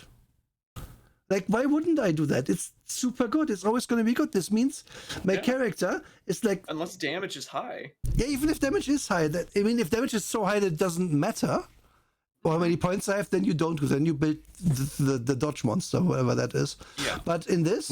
You build Mr. Fast. Yeah, just put... start out as whoever gets 4 in this. Let's see... the resource worker, and then put all your points into body development, as many as you can get away with, and start with 3 times as many hit points as other people do. It's gonna be viable because you're gonna be a tank. It always kind of works, and that's also a sign of a bad system if you can do that. Yep. True, Sunder. Chunk must defeat Milk Baby. They're the only person who can stand their knife. Yeah. We haven't had a Milk Baby reference in a couple episodes. No, we haven't. God. Oh, that's what we should build in the urban system. homeless Milk killer Baby. is Milk Baby. Yep. Yeah. You've done it again. Yeah. Wait. Oh no. What if the two become one? You mean the Chunk Baby? Milk Baby with infinite. Yeah. Milk Baby. Is that just the It's like So Milk Baby spoils and becomes chunky Milk Baby. God, fucking me. I love it. Please guide us out of this hole. Yes, yes. You cannot linger too long on any one page or we'll Okay. find something to complain about for 5 minutes. Okay, so eventually we're going to get to the cyber and the space. Okay. So yeah, there's you go space through in the this game. That's right. yeah. You sure There's ain't space. shit needs space on these pages. They're Yeah, fucking there's so full. much Like, space on the yeah. title pages, but yeah. I mean, So just look at all these tables that you're gonna roll on for, not or maybe. Oh, But awesome. your CIS stat chart. Let's roll. Let's give it a go. Let's see. I have how many? I don't know. 20. If I have 20 plus, I have 10. I don't know what this means. Yeah. This means nothing. it Just- means so much God. nothing. I hate It's so it. bad. So Is there a reason that the max skill rank on no armor is 2, but then the person from the wilds gets no armor at 3? Where did you get that from? I'm looking at. Hold on. I was just scrolling through and I just noticed this inconsistency on page 22. Maneuvering skills. Oh, No armor, max skill rank 2, and then on the wilds Mhm. chart right there, it says the wilds you get it at 3. Look down. Right. Yeah, maybe they didn't proofread. that? Maybe we don't know how to make a character. Either way, I'm not. Maybe. Yeah. Either of these things is possible. Yeah. I see one character gets this skill Yeah. at 3, and, So, and then the skill max. is the real aim of stuff like that is to get you to actually read this, because then they want you to understand their rules. And they do this in a way where it's impossible to make a character by just skimming the book. yeah, Imagine D&D just putting 50 pages of like higher level dice probability math in front of you before they give you the fighter rules. And then the fighter rules are half the wizard rules also, because you have to read both of them, because you might have to disarm someone at some point. So please understand how a wizard might disarm someone with their staff. This is what's happening here. Like, yeah. because it's general system. But in other general systems, like, yeah, you have sneak, you have like stealth as a skill, and if it's higher, then it's better, and you can buy it with points. Here's how many points it costs. Done. That's Shadowrun. Done. That has always been Shadowrun, even in the first edition. And Yeah, even in the first edition. this is like, yeah, but you were born in a family of workers, so your sneaking skill is lower because you have big feet for some. I don't know why. Don't ask me. Can we get a big button? It's always to about press? feet. I really desperately, Trake, you need to have this. Just a big button to press, and it's like whoever references their thing first loses. And it's does Emery reference fucking Modifius Entertainment games? No idea. Does Nura reference Shadow? I mean, in this one, I've lost by default. This is a cyberpunk game. I think I talked about Shadowrun immediately in this episode. But Wait, I talked about Cult before we even started talking. yeah, but that doesn't Yeah. it doesn't count because it was off stream. Okay, valid. Valid. But yeah, what was I saying? Oh, and then you get the money, equipment, cyberization. Of course, the person who's U Corp gets like 10 times the money of everybody else. And of course, you roll for how many dollars you have, like exact dollars. That's like what? Class Awesome. factor Is times it- 1d10 times wait, 20. How stupid is it? 1d10, what? By 1d10 and by 20 for a total. What? Mhm. Yeah, So 1d10 factor is times 1. 20 times class factor. Wait, what's the fact? Oh, the factors there. 1d. Yeah, it's right there below. That's not enough dollars. Yeah, Right. Oh, background options also give you money. Okay. Yeah. So this they is do. so this ends up meaning very little, because the most money you can get from that is 100 times. No, sorry. 10. Yeah, 100 times 20. Yeah. Yeah. 10 times 10 times 20. So $2,000. That's the most you can nothing. get. That's nothing in this So game. if you are if you're Jeff Bezos rolled in this game, you can start with $2,000. Hey, That's this game. Jeff Bezos is a weird kid, though. Yeah. If you're Jeff Bezos' weird kid, you can start with $2,000. John Bezos. That's it. Oh Yeah. my god.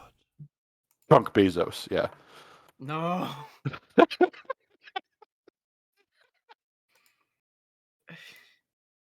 Oh god, now I'm Can we make imagining a that. random That's awful. generator? Can we please make a random generator for Tabletop Talk Bingo? I'm not gonna do it, but yes, I'm for it in general You terms. should have one for when we do the 1-year anniversary of it. Oh, true. Wait, That's- when is that? It's pretty soon. That's Oh, pretty soon. fuck. We've been doing this too long. All right, so there's another Yes. thing that's a huge glaring error. Oh god, I start with $2,000, even though I'm Chunk Bezos. And then we have equipment. You start with 3 normal pieces of equipment, 2 clips, a set of normal clothing, and normal personal effects. That's it. Unless you're using optional rules, which, okay, get fucked. This is horrible. So This is wait. the cyberpunk future. I could understand if it was D&D, but no. Yeah, We're in the cyberpunk future. So wait, can you not go shopping with your money? It doesn't say that, no. What? Yeah, it doesn't say That's that. baffling to me. It says you can purchase equipment, but again, that's optional. Oh, you can't so. buy a car if you can't drive. That makes a lot of sense. Yeah, makes perfect sense. No piece of equipment may be worth more than 1,000 credits. You can't buy a car. Yeah. Wow, this is so stupid. Okay, so can we go for a corpo guy with money? What? Okay, sorry. Yeah, please continue. this moment where Nura just melted down completely. So then you can pick your cyber systems. You can invest in several cyber systems, it says, and I've read this like 3 times, and I've just been like, huh, every time. Because this system, you customize your cybernetic implants. So, like, you detail things like, oh, I'm going to have microcell SmartLink, or I'm going to have photovoltaic cell SmartLink. You go that far with all the specifics that you do with your implants. It's actually pretty crazy. And it explicitly says the benefit of implanting such systems before play begins is that the PC need not worry about the actual cost of the implantation. So why do you have all this other shit in this section where you can only have $2,000 if you're Chunk Bezos and you can't even own a car? Wait, do you mean my 10 I just wrote was 10 I have 10 implants to start? No. But that's my CIS stat though. That's your SIR stat? Yeah. Did you roll another D10? No, I rolled. My system total. No, what? No, the system's total chart is a completely different roll. Oh, okay. You roll a D100 for that. Oh, yeah. What? Yeah. Okay, no, that's just not. No, my brain. No, my brain is not gonna be able to take Yeah, it. Tony, it's okay. It's okay. It's okay. Just wear the straitjacket. Just wear the straitjacket. It's okay. And then after that, you determine your character's bonuses from stupid stat bonus chart, which is stupid. And then you get profession bonuses, which what? And then there's a whole bunch of other crap with that. Oh, I would like to point out. So we roll stats on a D100, and from 25 to 74, those stats will not matter. Yep. Flat out. Good fucking job. Like. That's 50% of the time, it never matters. That's like playing D&D and you need to be below a 6 and above a 14 to get bonuses. Yeah. But not it's quite, just like that. But, okay, more than 7 and 13. But why? Or put another way, it's like playing D&D and 4 of your stats have to be 10s. Yeah. What? Yeah. Why? So why? So since we have 10 stats, you have an average man here. Let's say I have 1 at 25, I have 1 at 10, I have 1 at 80, so 1 at 5, 1 at 70, so that's already nothing. 60, 50, 40, 30, 20. So 1 at -10, 1 at here, 2 at -5, and 1 at minus something like -10. So you roll 10 stats to get nothing. Yeah. Great. Statistically, it winds up being that half the time you don't get any benefit whatsoever from your attribute. Yeah. So, GG, Rollmaster, you made the perfect game for making everybody look exactly the fucking same. I have an appearance of 74. Well, I have an appearance of 25. Cool, you guys are both the same according to this system. Get fucked. That's just this whole system in a nutshell. It's just what you said earlier, Emery, is just perfect. It's just everything gets flattened. Like this is the curve flattening system. It's so bad. This is like the ANCAP paradise. You'll own whatever you want. Seriously, Honey, the whole it's 4 p.m. $2,000. Time for your fucking dick flattening. We're playing Rollmaster. I remember now what the ranks do. So the ranks just buy. So you cannot just be like, yeah, this costs like a rank in armor here costs 2 ranks, right? Then you have to like, okay, I paid 2 ranks to get a rank, and because I have a rank, so I have a skill rank bonus of 1, I get +5 to my no armor. Yep. So No bitches, goddamn. why would it be 3 separate steps in your stupid process? Yep. Why? It's so bad. It's so bad. And then how you get those ranks, I didn't even mention this part. When you develop skill ranks, you get things called development points. And what does that abbreviate to, kids? DPs. So you get deadly premonitions that you can allocate in the following manner. I wanted to make a joke earlier, and I just fucking lost it. So there's a reason why I didn't even mention that, because it's so arcane and archaic. Like, Yeah. you got to spend 3 DP to increase the skill rank by 2. What? Why do you have this system? Oh god, it's like everything being needlessly complicated, and then it's like it's straight up like you were doing the most complex, like, fucking taxes you could possibly do, and then it comes out to like, oh, you get $10. Yeah. That's what it's like. Yeah. Yeah. It's so useless. It's like doing a fucking 400-word quiz for 25 cents. Like, what the Yeah, hell? it's like, yeah, we are gonna have a math quiz. Is this gonna matter for my final score? No. But Then why are we doing a math quiz? Because I said. yeah, I'm bored. Let's do a math quiz. Couldn't we just have fun? No. No, We could definitely no fun. not have fun. That's forbidden. No fun ever. Okay, so get through all that, and then book page 21, they go on about blah, blah, blah, bonuses, defense bonus, resistance bonus, How's blah, blah, combat blah. work in this? Badly. Very badly. Very badly. I didn't like it at all. Like, what is it I have in my notes? Just even in the table of contents alone, it mentions that just making an attack requires 8 separate sections to explain it. 8 sections. It isn't roll a die and then you compare it to this. We need 8 sections. It might be less than Rollmaster. I don't know. Maybe they optimized. Yeah, I doubt it. Yeah. Yeah. But then they finally go into skills for forever, and so many of these skills are not exactly what you'd think they'd be. Like I mentioned earlier, fire is firearms. They have things like stalk and ambush, which, okay, why does this need to be 2 separate things? Why can't you just have one stealth skill? I'm trying to remember the other things that stood out. They did think far, far ahead in the future. This is big brain. And realized that perception would be used a lot, so they just categorized it as a special skill. Oh. Which I'm cool with, because perception, yeah, most tables it gets rolled the most.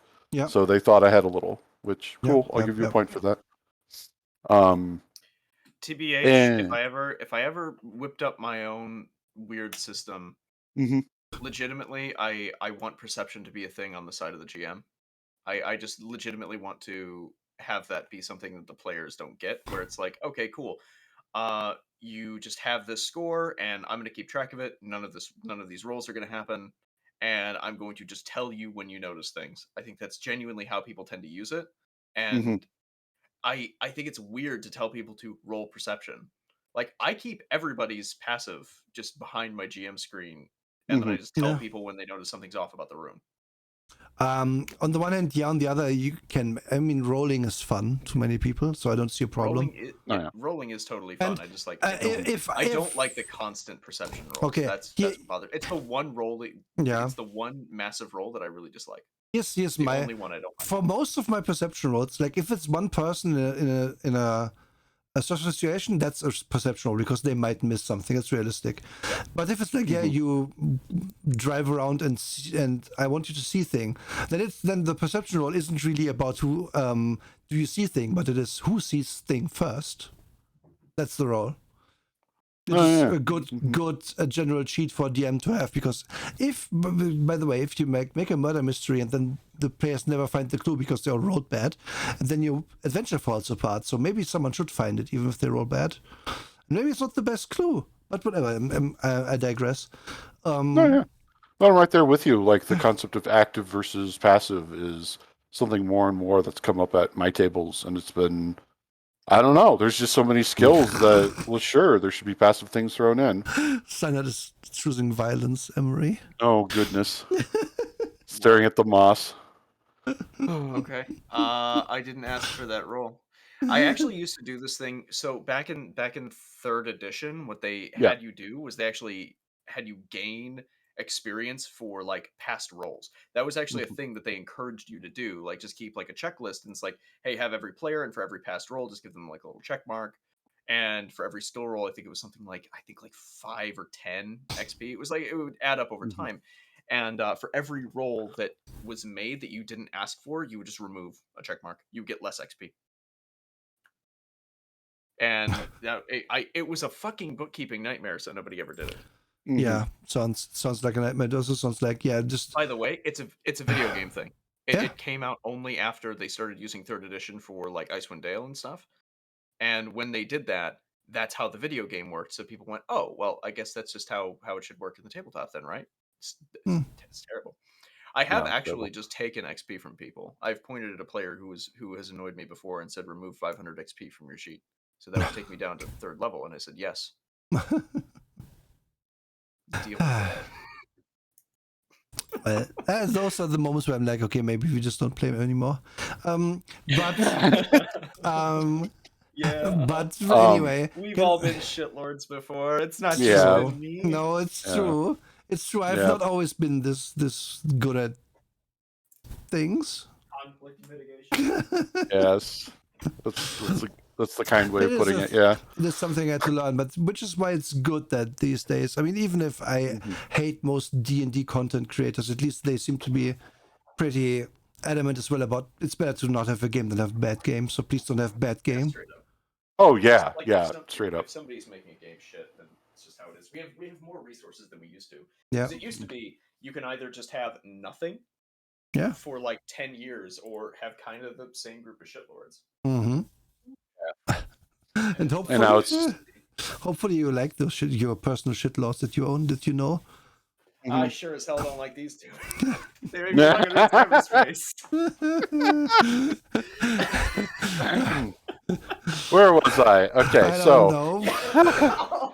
on page 26, almost 2 hours into our review.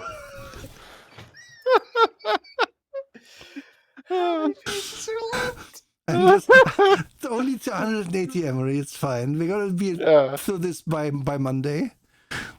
Done by Monday. This is a 24-hour stream, didn't you know? It's a charity stream. Yes. Please donate. Please donate to Emery's psychologist fund. I don't know. Yes. Emery's alcohol fund. God. Money for more vodka.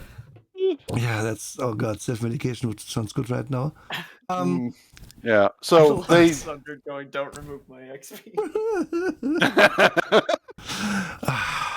So that used to be how Shadow Dragons worked. I missed that. Where they would exhale negative levels at you. Oh yeah. Yeah. Yeah. It was temporary. It was like a curse. Yeah, I remember those. Negative levels were a bit of a nightmare. Yeah, I liked them. I thought they were cool. Like now in the modern day, I think they're super archaic, but I like that they were there. You know, they were interesting. Yeah. I would probably run it as just removing hit dice now. Yep. Congratulations, you have less hit dice. Yep. I've actually done that a couple of times. I You do the lose same 3 hit thing, yeah. dice Mhm. because you had like a deep gash because you fell into the scully. Yeah. Yeah. Instead of, okay, well, you would obviously recover from this, so I'm not going to do hit point Thank you, damage to Pi. you. Thank you. But it's going to tax you. Okay, so character background is considered optional in this game, which should tell you everything about this game. It's an option. But we already wrote that we are from the suburbs. Exactly. That's not. How is that? It's so stupid. Like, they don't understand what the background is. So you have all these special tables that you can roll on that, oh god, there's just so many of them, and they go on and on and on. So I understand. I have the first table, which is like. Wait, I scrolled. Did I scroll too far? Where is it? Page 26. Yeah, okay, I scrolled too far. Just a second. Also check in this in a moment. I have to finish my thought. 20. Am I forgetting? It's falling. Okay, here it is. Yeah, they just keep going. So I according to my thing that I got, so I'm an archaeology guy, so I get 4. Yeah, you So I can be like, I do one on this chart and one on the next chart and one on chart 14, or how does this work? Yeah, it looks like it. Okay, cool. That's so Yeah, bad. like So- you actually get to make a choice of which chart that you want to fail at. Oh, sweet, awesome, finally. Okay. Yep. I'm gonna do one roll. I'm gonna do it on the special equipment category chart. Yes, because that's the funniest one. 36 personal body armor. Cool. Woohoo. What if I'm a no armor guy? Exactly. And you see how brilliant the Idiots. system is and why everybody plays it. Okay, I nearly got what I wanted, which is extravagant dwelling. Imagine being like an urban sprawl lower class guy and having just rolling extravagant dwelling. Dude, you have the sickest fucking shopping cart train. You Yeah. have the sickest shopping cart RV. It's so tight. You're the coolest character from Neo Scavenger. Yeah. But this God, it's dude, I love Neo Scavenger. It's so fun.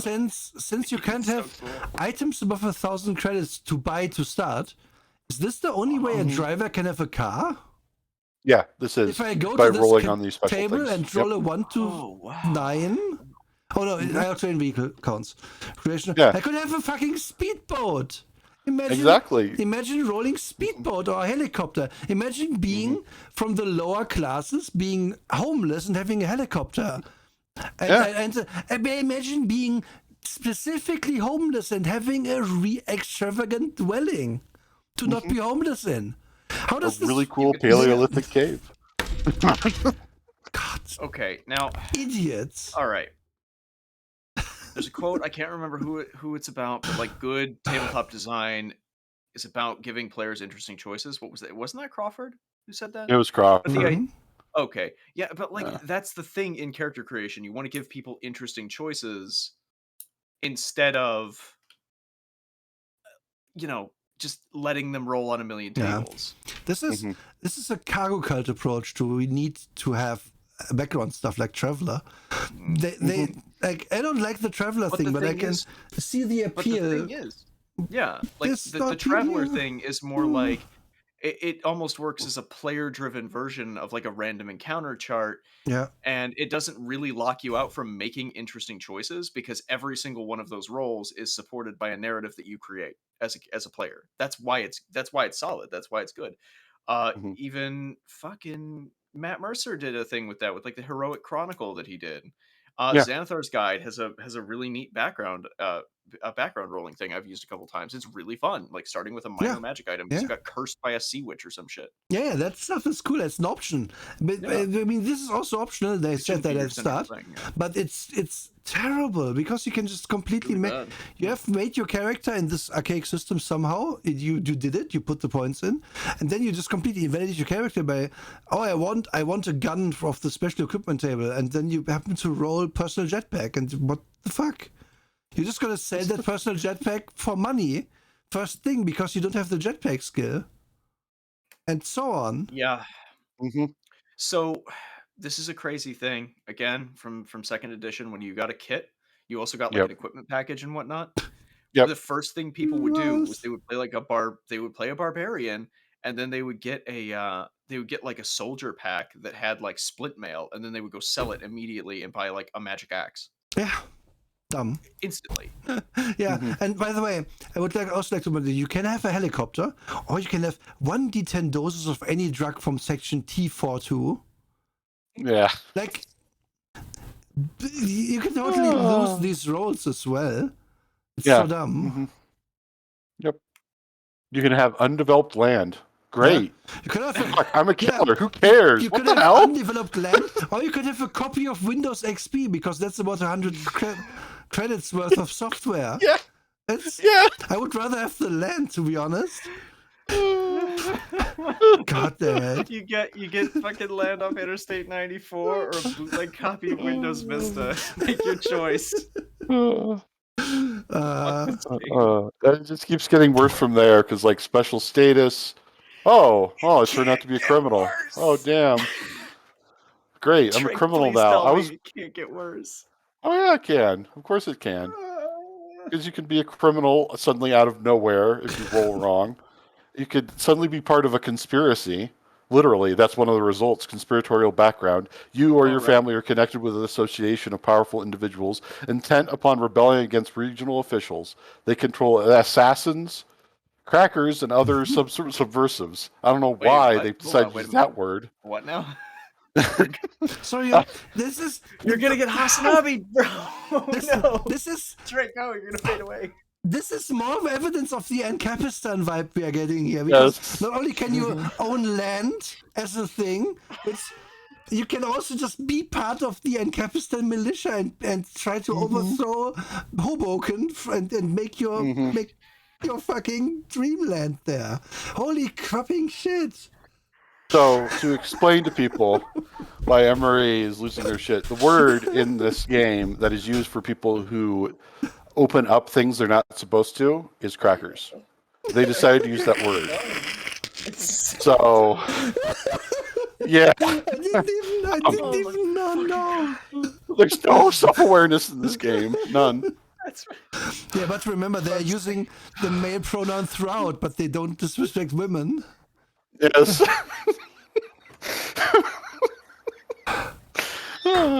And Capistan, the cyberspace game. Also,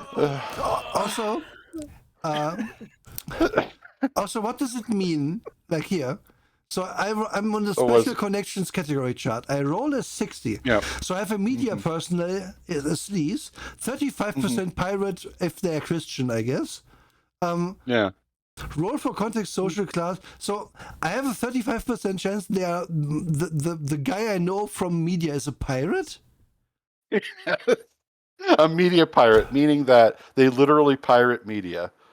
So, in this game's context, that means somebody who downloads PDFs online. Okay. Great. Us? You know somebody who got a copy of People magazine. They're famous. they are in the media for downloading PDFs of the internet. No, they're not even famous. This is media personnel, meaning that's a functionary. The cameraman. Right, that's sorry. it. That was my German brain being like, yo, that means person, but no, it's personal. It's a worker. No. Okay, yeah. It's just a worker. So you know a media grunt. You know a guy who does PDFs for a living. That might be the worst perk I've ever heard in any RPG ever. I know a guy who does PDFs for a living. They're not very interesting. No. They're not. They had print a lot and use PDF Creator. Yep. God damn it. And the thing is you can get that, or you can know literally an assassin. It's just like, which would you prefer? Well, I'd like to know an assassin, thank you. Or you can know a well-known small gang. Absolutely fucking based that the cop is instantly marked as killer. Based. Yeah. Oh yeah, Based right away. Book. Yeah, based. Right away. It's still an NCAP book. They know. Based on what? Reality. Yeah. Also, Luca, I will say, obviously, I mean, this PDF is I'm pretty sure this is out of print as anything could have ever been. So yeah, it's completely out of print. Who fucking cares? And then after that, it continues to get weird. You can roll on idiosyncrasies charts, which apparently having plus 30 to all general skills is an idiosyncrasy. Oh, God. It also listens a common idiosyncrasy as being homosexual. Wait. You could just Yeah. you could just have 30 to every skill. Yeah, 30 to every general Every skill. Jeez, Yeah. Louise. Yeah, so your jockey just got even more jockey, you know? Okay. To their credit, You can super book your jockey. the word gay does not appear in the idiosyncrasies chart. Yeah. I Okay, guess. so it's got a little bit above.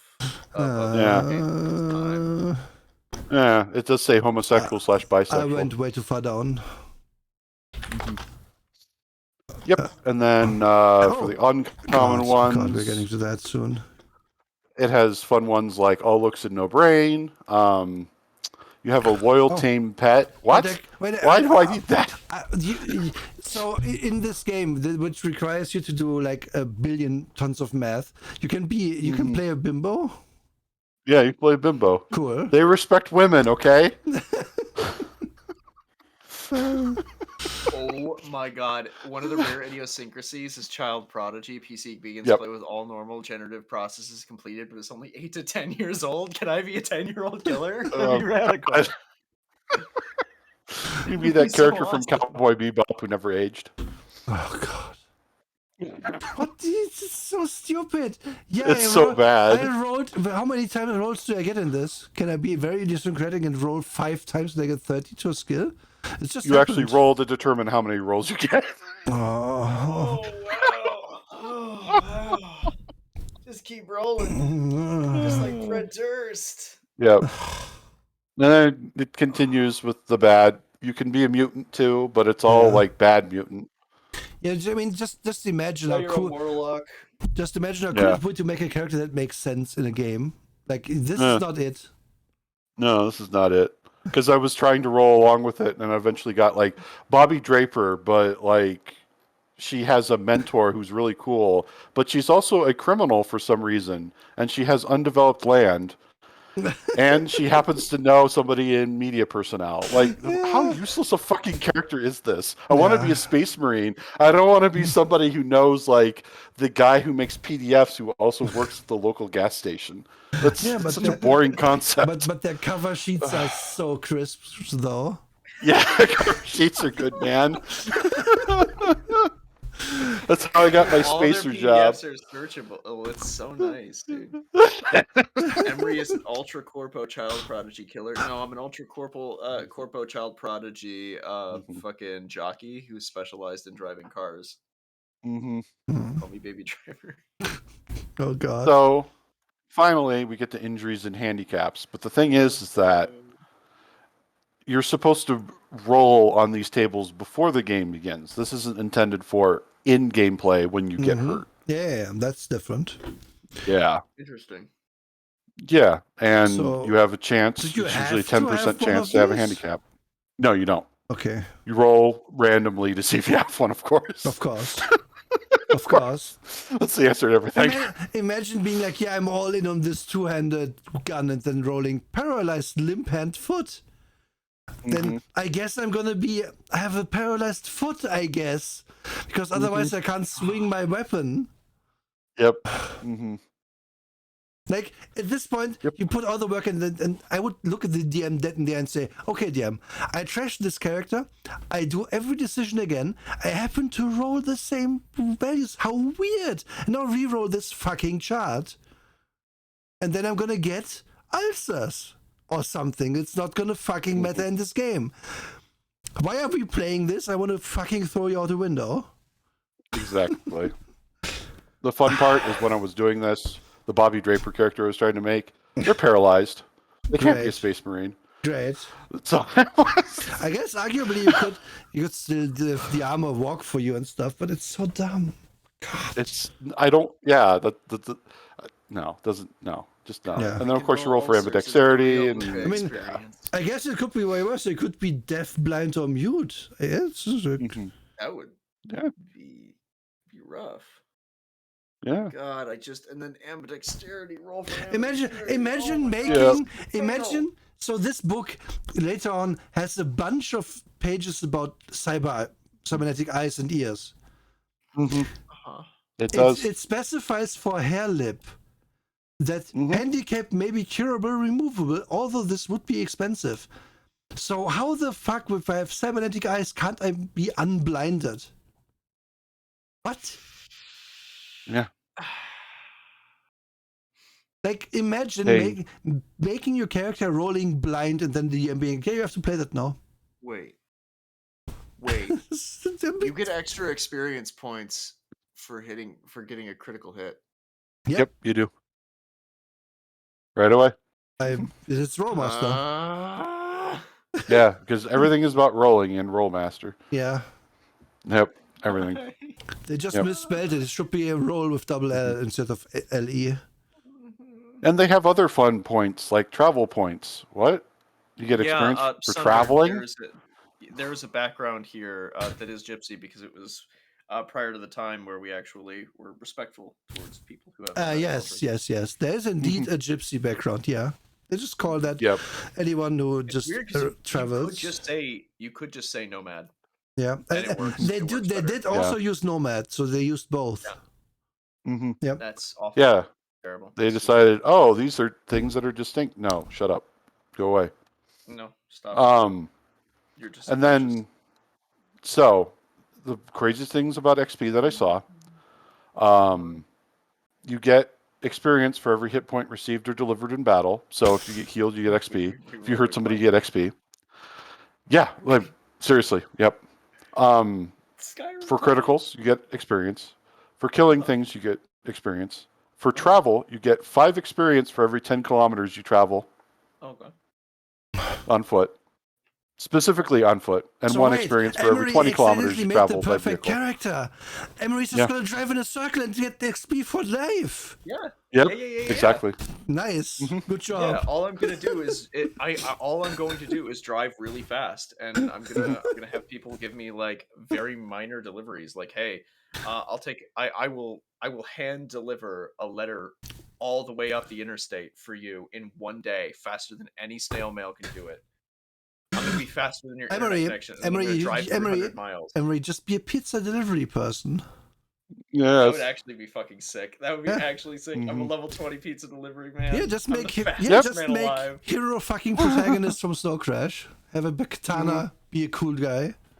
That would actually be radical. I'm actually kind of into this character. Wait a minute. Yes, I'm liking it. Yeah, you're driving it. So You're delivering pizza for the mafia. I'm just Takumi from fucking Initial D. I just realized both main characters in Snow Crash are delivery people. I mean, okay, Yeah, I knew this before, but it's like, yeah, they would both be OP in this because they can just ride around and then level up. Yeah. Yep. My spacer character concept, also OP, because I just go home to Mars between missions. That's a pretty long distance. I get a lot of XP. Damn, you level up from one trip. Easy. Yeah. Exactly. Stupid. So there's that, and then for whatever maneuvers you attempt, you get XP, depending on how hard it was. For everything you construct or research, you get XP. For every idea you have, you get XP. It's a nightmare. Yeah, it's a total nightmare. Basically, you get XP for literally like showing up at the table and sitting down and saying a sentence. That's the kind of system we're dealing with here. And you can tell why it's that kind of system because then you look at the experience point chart. Wow, those are really high numbers to get to level 1. Wait, why does level 1 require 10,000 XP? Yeah. Why do we do this? It requires 10,000 to get to 2. Whatever. This is a problem with games at the time. Like, I understand people, I do not share their opinion, but I understand people like, okay, I do XP in D&D. Like, I want to do the XP thing. I'm going to reward XP and you're going to eventually level up from the XP I give you from fights and RP and stuff. Understandable. But no one I would ever want to play a game with would ever be like, okay, how many times did you repair the warp core this session? Was it 2 times or 3? Because that depends if you level up or not. Fuck you. I got through the adventure. Give me XP. I don't care. No one cares. No one can possibly care about counting all this up. It's people forget in their ticks in Cthulhu all the time. They forget to, it succeeded a skill, I can put a mark next to it. They just don't do that. And you're asking them to basically be like, oh, yeah, remember every fucking little thing they did because it is worth something. And to use your Warp Core example again, the GM would adjust their glasses, then look over them at you and say, so the third time you repaired the Warp Core, was it sheer folly or absurd? Yeah, but it's different. Because that means a difference. Different points you get. Yeah, you have to remember not just that you did, how well you did it. And what you wrote, it's So bookkeeping. This is like, okay, so the whole reason why I've gone into So this in not you're excruciating right. detail is that you said that Rollmaster was horrible. This is worse. This is measurably worse. No, this is Drake. I just refused to tell you about it. This is worse. Rollmaster. This is exactly the same. I know, but this is worse. And the reason why it's worse is because there's all these things that could have been made easier very easily. Yeah. They already had Rollmaster. They could have made it better, but they chose not to. Okay, that's your angle. That's I agree. my whole point. Yeah, I agree. That's my main angle. Yeah, imagine taking Rollmaster, reading it, and then changing nothing. Yeah. Especially when you're like, okay, I want to have this dystopian future, all this stuff, blah, blah, blah. What can really make us fit that? Doing lots of math. Okay, no. How about no? It's also no. Another thing that really only Rollmaster does at this level is the unreadability of things. Like here. My division is basic, prerequisite, I have Fear 2, Expel 2, CDOP 2, Elect 2, Soft 1, and Per 1. I kind of know what some of these are, but it's dumb, it's bad, it's terrible. Like, why would you wouldn't need this table to tell me what my divisions and basic trainings are if your character creation was just not as shit. Yep. Because then I could remember that I get +2 to whatever. It's and the reason why what I said about Rollmaster is that once we get to this situation where we're talking about military paramilitary training, we have these absurd tables. This is that moment where it's just like, okay, are we trying to simulate the Twilight tabletop games now? Is that what we're trying to do? Because this is what that feels like. Yeah. And those are a fucking nightmare when it comes to this, because they go into detail about, okay, well, you're a special operations guy, but you're only in for 3 years and not 5, so you get these skills, but only at these ranks. But you can't go higher than that, because if you've done it for 5 years, then you would have 12 in this after, they just go on and on and on about that. And this is exactly like that, in my opinion. It's exactly like that, because who cares? I was in the army for 4 years. Who cares? Just go. This is what my MOS. That's all I want to write down on my sheet. That's it. Also, look Can at I this. just play soldier? Look at this sheet. Look at how shitty it looks. Like, you can find nothing. It's so bad. No. God, that's awful. Yeah. I guess so bad. I guess it all fits on one page. Good job, but it's not readable. Yeah. If you have tiny ass writing, sure. Yeah. But yeah. And then, then they just keep going, and they say Cyberspace and Space Master. This is how they cross over. Yay. Yeah, you can be a Nobody Scion cares. from Space Master, if maybe. Yeah, why don't you just, I don't know, just play a better game. Yeah. Why don't you play that one, what was it called? That was the Dungeon Aeon... World? Yeah, Dungeon World. Let's play Dungeon World instead of this trash.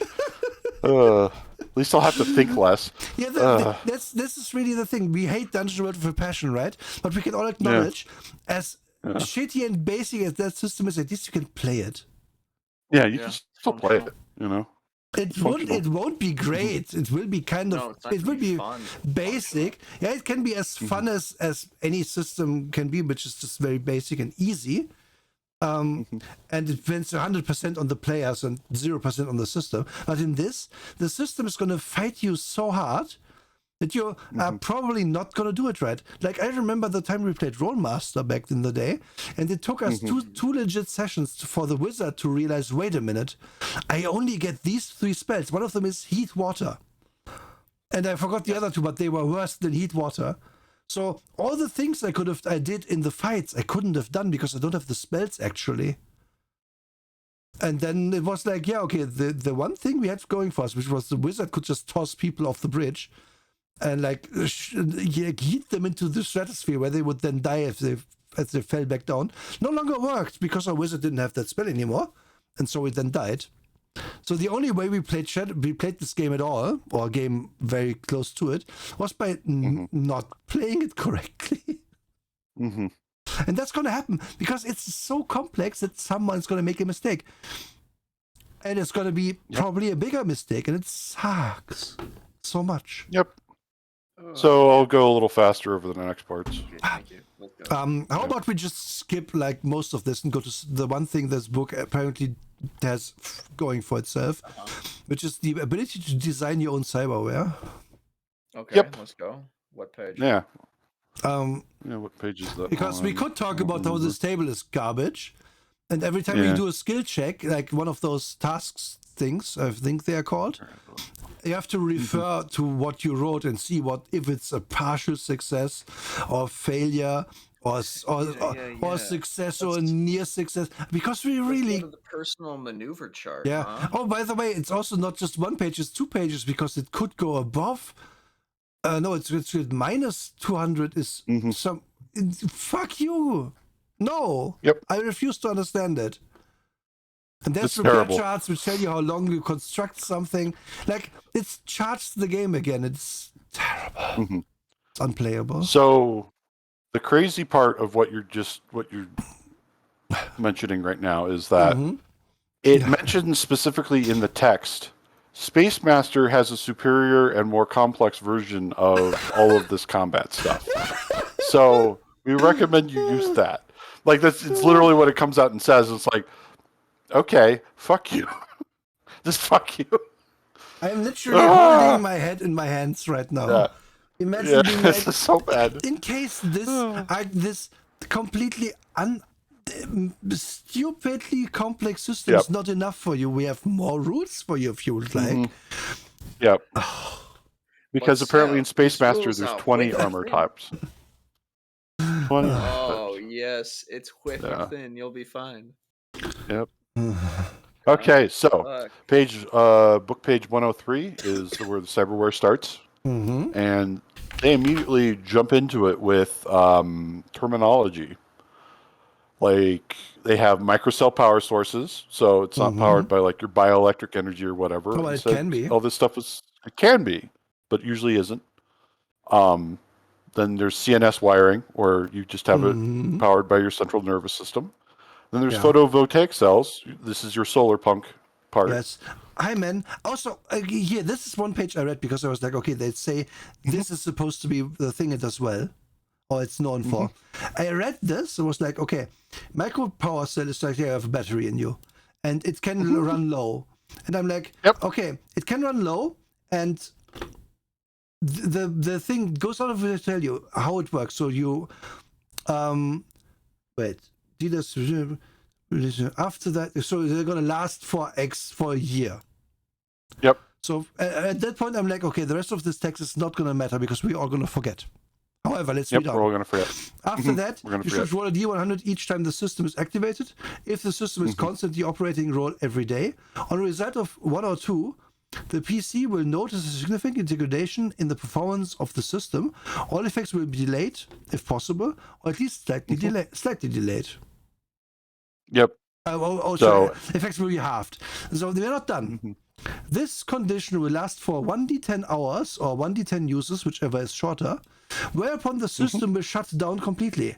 Do not inform the player how long the system will last, meaning your cyberware does not have a readout for its fucking battery in the system.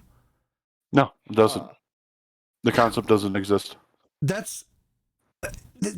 I can't. Yep.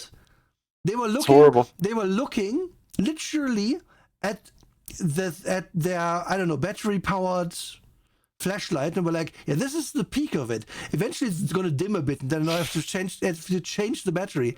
There's nothing we could improve upon this. Nothing. But then they really racked their brain and were like, wait, but we could just run it on bioelectricity. But that's really expensive. So that's the CNS wiring means your body runs your cyberware. If you run it with your own body electricity, and it basically eats part of your food for energy. And that's just expensive. This just works forever. Or you can have photovoltaic cells, which are solar batteries. But it's not batteries, because it's literally, as you read this text, it is solar fucking cells on your body, and the cyberware only works while it is in sunlight. Yep. If you take this photovoltaic cells option, there's no thing in here that says, by the way, there's also a battery. So if you go in the darkness, your shit still works. No, you can literally have a lamp on your implant in your face, which only glows while it's light out. Yep. Mm-hmm. So Fucking brilliant. Fucking brilliant. So bad. The amazingness of their system explained, and then then you have a bunch of stuff which is I skimmed this a little bit. It's and it keeps getting worse. Yeah. Worse. Damn. A threat for Solid End, and I'm not gonna. After this stream, I'm just gonna keep talking about this game to you for many more hours. Oh God. Awesome. I'm gonna go if you don't straighten up, my man. If you don't, like, you're on thin ice here. Like, if you misbehave more, we are just going to do that after even during the collab later. I'm just going to be like, oh, by the way, Standard End, on page 43, there's a table.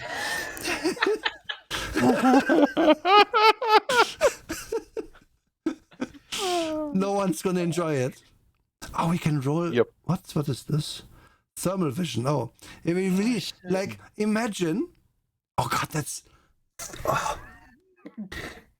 So you can see thermal imaging so far, so normal. Imagine your DM being like, yeah, you see something red in the distance, and then you can be like, oh, it must be between 55 and 65 degrees Celsius hot. Thank you, DM. Do I get any more information? DM? No. No. No, you just see something red. That's it. You had two other redeems? Oh yeah, so that you are actually cute, that's fine. You're a very cute ant. And thank you for the blood donation.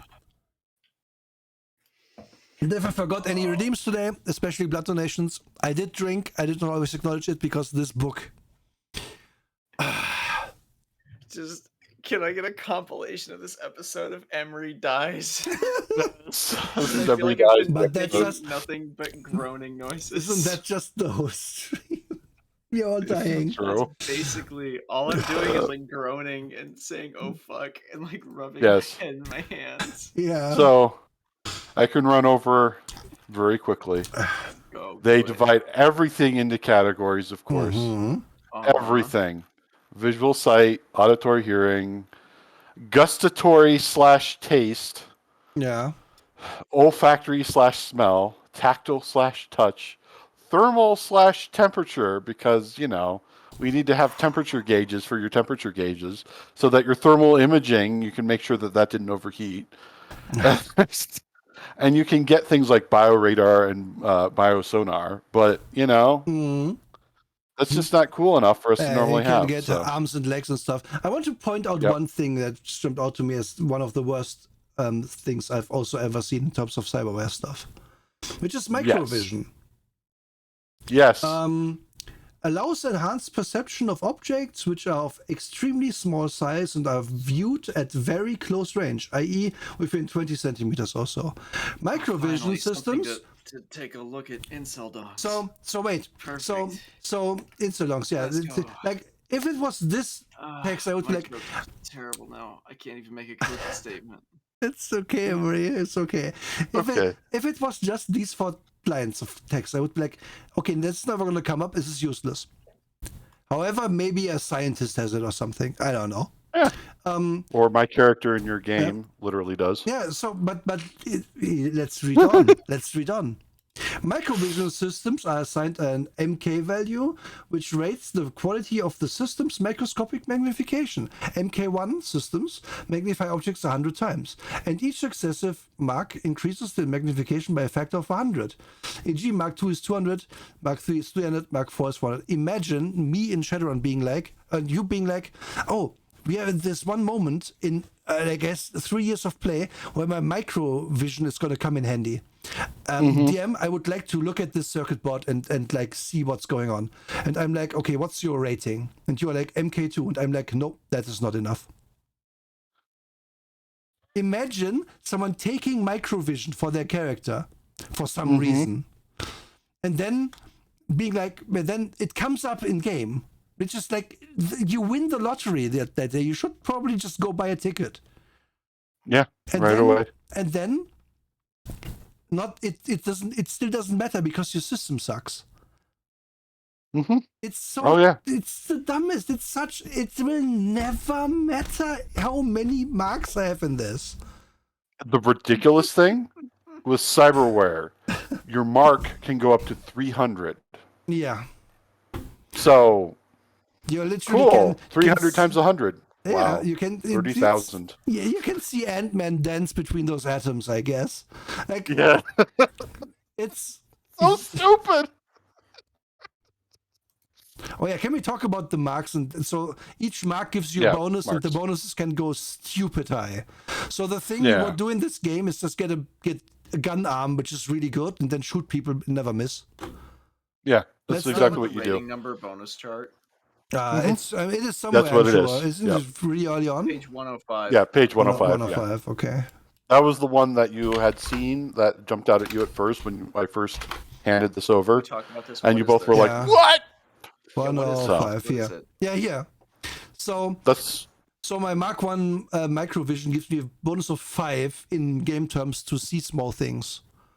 Yeah, but if I went to 300, I would get 225 bonus. Yeah, there's diminishing returns.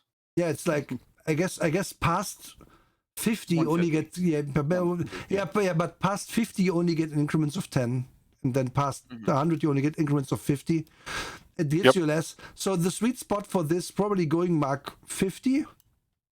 Yeah. No, wait, sorry. 50 is the same as 49. What the fuck? Sweet spot is 10. Because you get 50 bonus. That's probably realistic for a character somehow. So you just buy yourself a gun arm that gives you plus 50 on a D100 to shoot, and then you're probably pretty good in this game. And everyone's going to just do that, because why would you do anything else? Yep. And then you just apply the same logic to all your other implants, like get you brain processor that gives you plus 50 to vehicle. Yeah.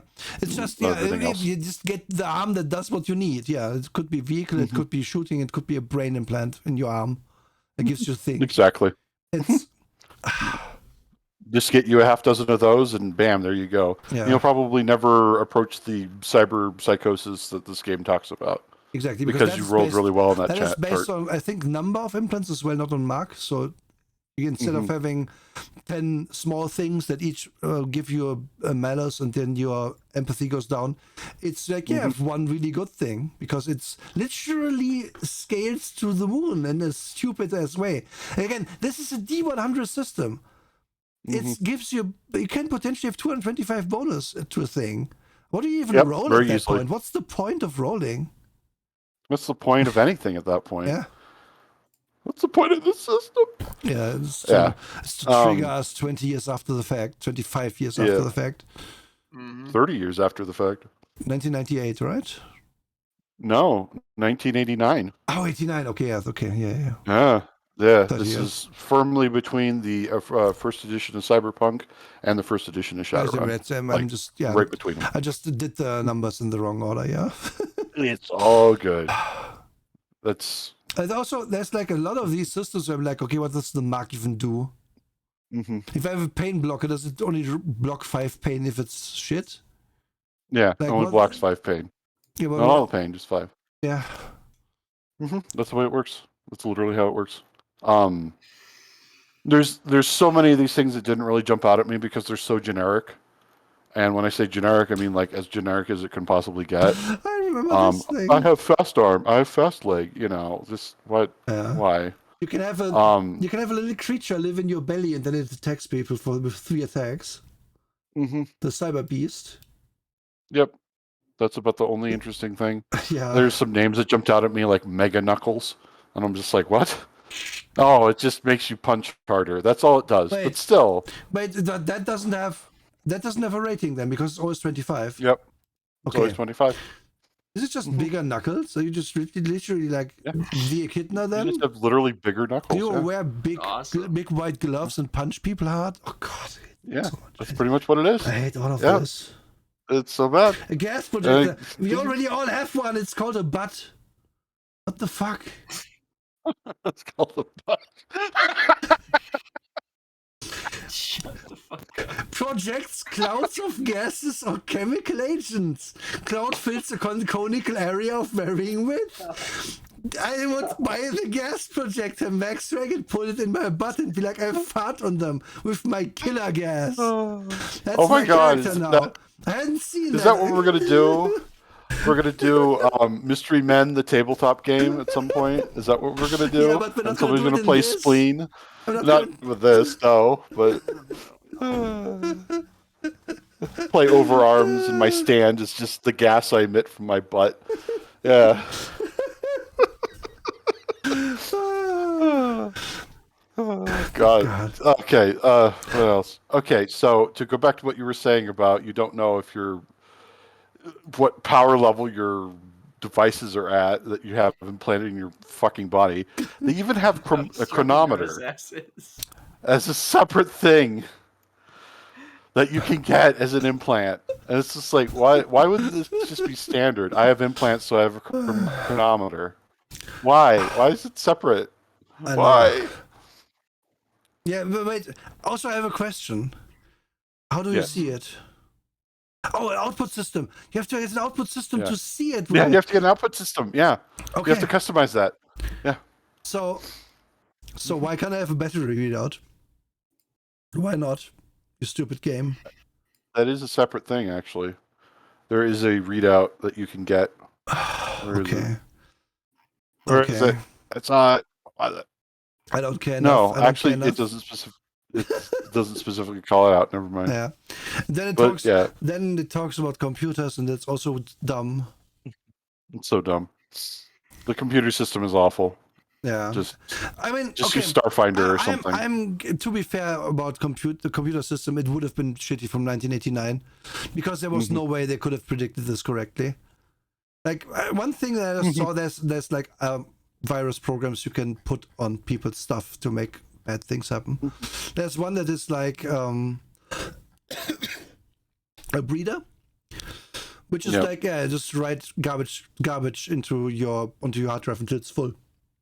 And then I crash your computer because I overwrite other things. But I write into empty systems first. I was like, why? And also it's really slow. Like this isn't even realistic to what it wants to be. Because how these viruses really work is it copies itself once, then both copies copy themselves once, then all 4 copies copy themselves once, and then your computer eventually very quickly crashes. Because not only is it full, it's also doing nothing but copying. And this thing's like a one little computer thing that slowly goes over your hard drive and puts ones and zeros in it until it's full somehow.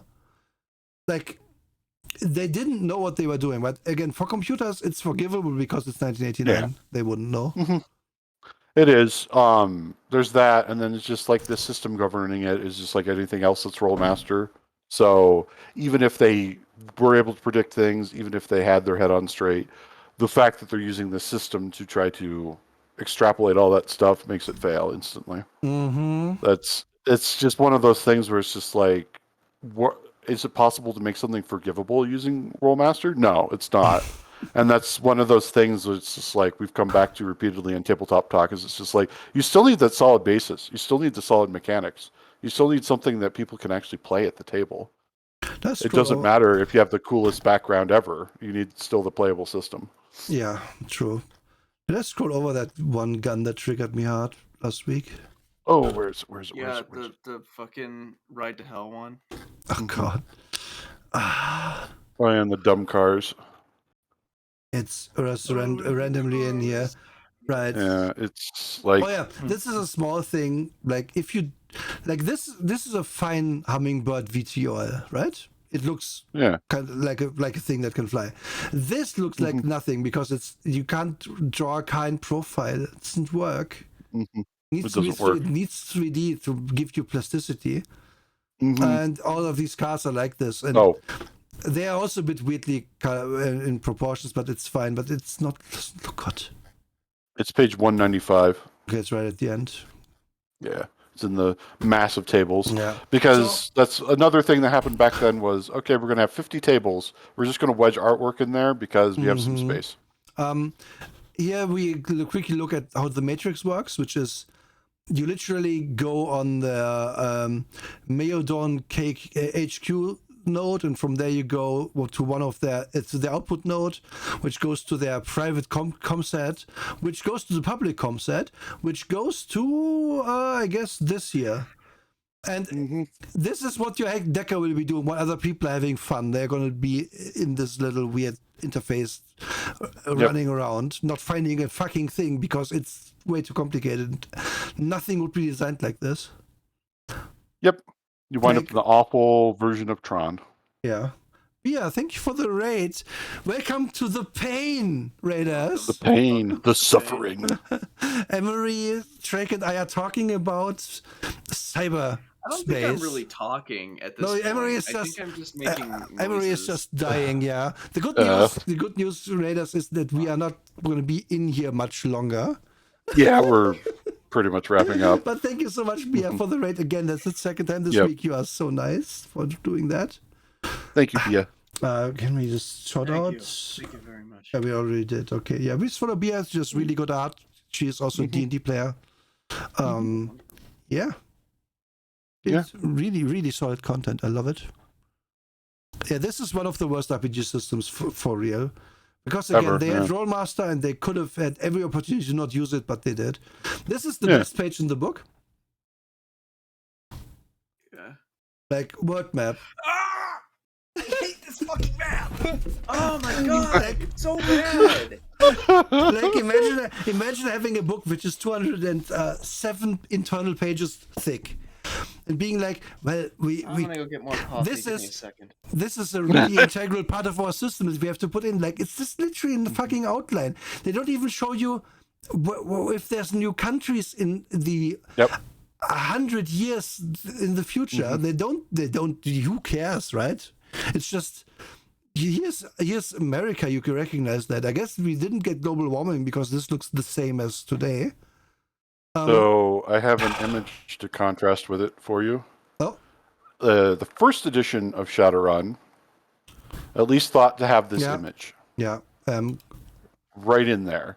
Yeah. And it's just like, bam, you've got a visual. This actually does something. It tells you what the setting is like. Yeah. Because you're immediately like, wow, why is it like this? Tell me more. Yeah, exactly. It would have been supremely easy to be like, oh, this is the EU, by the way, or whatever you think it's called back in that time. It's probably not EU because who knows? Yeah. There's probably a big giant USSR over here because I don't know why. Just it's probably there. But in any case, so what I really want to get to while Emery is drinking coffee is this gun. I had to specify that. Coffee. look at this gun, and then we are gonna quickly ride to hell assault rifle. But yeah, Sunder, that's part of the reason why I pointed that out, because like the Shadowrun first edition map is like, okay, it's crappy, but it still tells you something. It still communicates you information. Whereas the map here gives you nothing. It's nothing. There's not even an except. It's just nothing. Gun? Where is that gun? I can't find a picture of it. Welcome back. We had the right to hell part of this review. Oh, awesome! But right back. Let's go. But you know what I mean? Is it this? Oh, that's a shotgun. Okay, we can't find it. But this triggered me super hard because, okay, firstly, look at this. Revolution. Yep. Révolution. Yeah, it's probably I don't know, French. And then you have this thing in the front, which is this rabbit's foot. But this is the gun from Right to Hell Retribution. It's in this book. Yeah, it is. Yep. I fucking love it. despise I love this it. a lot. I love how the laser sight is completely blocked by the rabbit's foot you have tied to your barrel. Yes. I just love it. It's perfect. I think this might be a I don't know what that might be. Maybe it's a smart system. Maybe the rabbit's foot's important for range finding.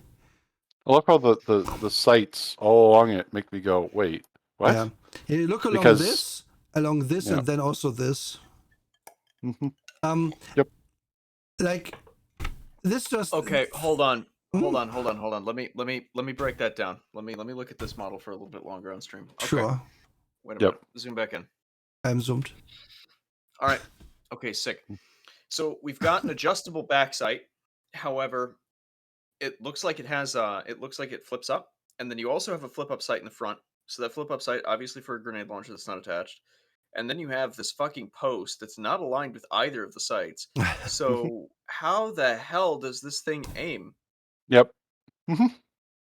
Do you flip up the one at the midpoint? No, you wouldn't, because that's obviously for aiming an underbarrel. And then you go, okay, so the back, it's not aligned with the front at all. So does that one have to flip up? But then if you look, if you flipped it up, the actual selector would be completely nonsensical. Like, yeah.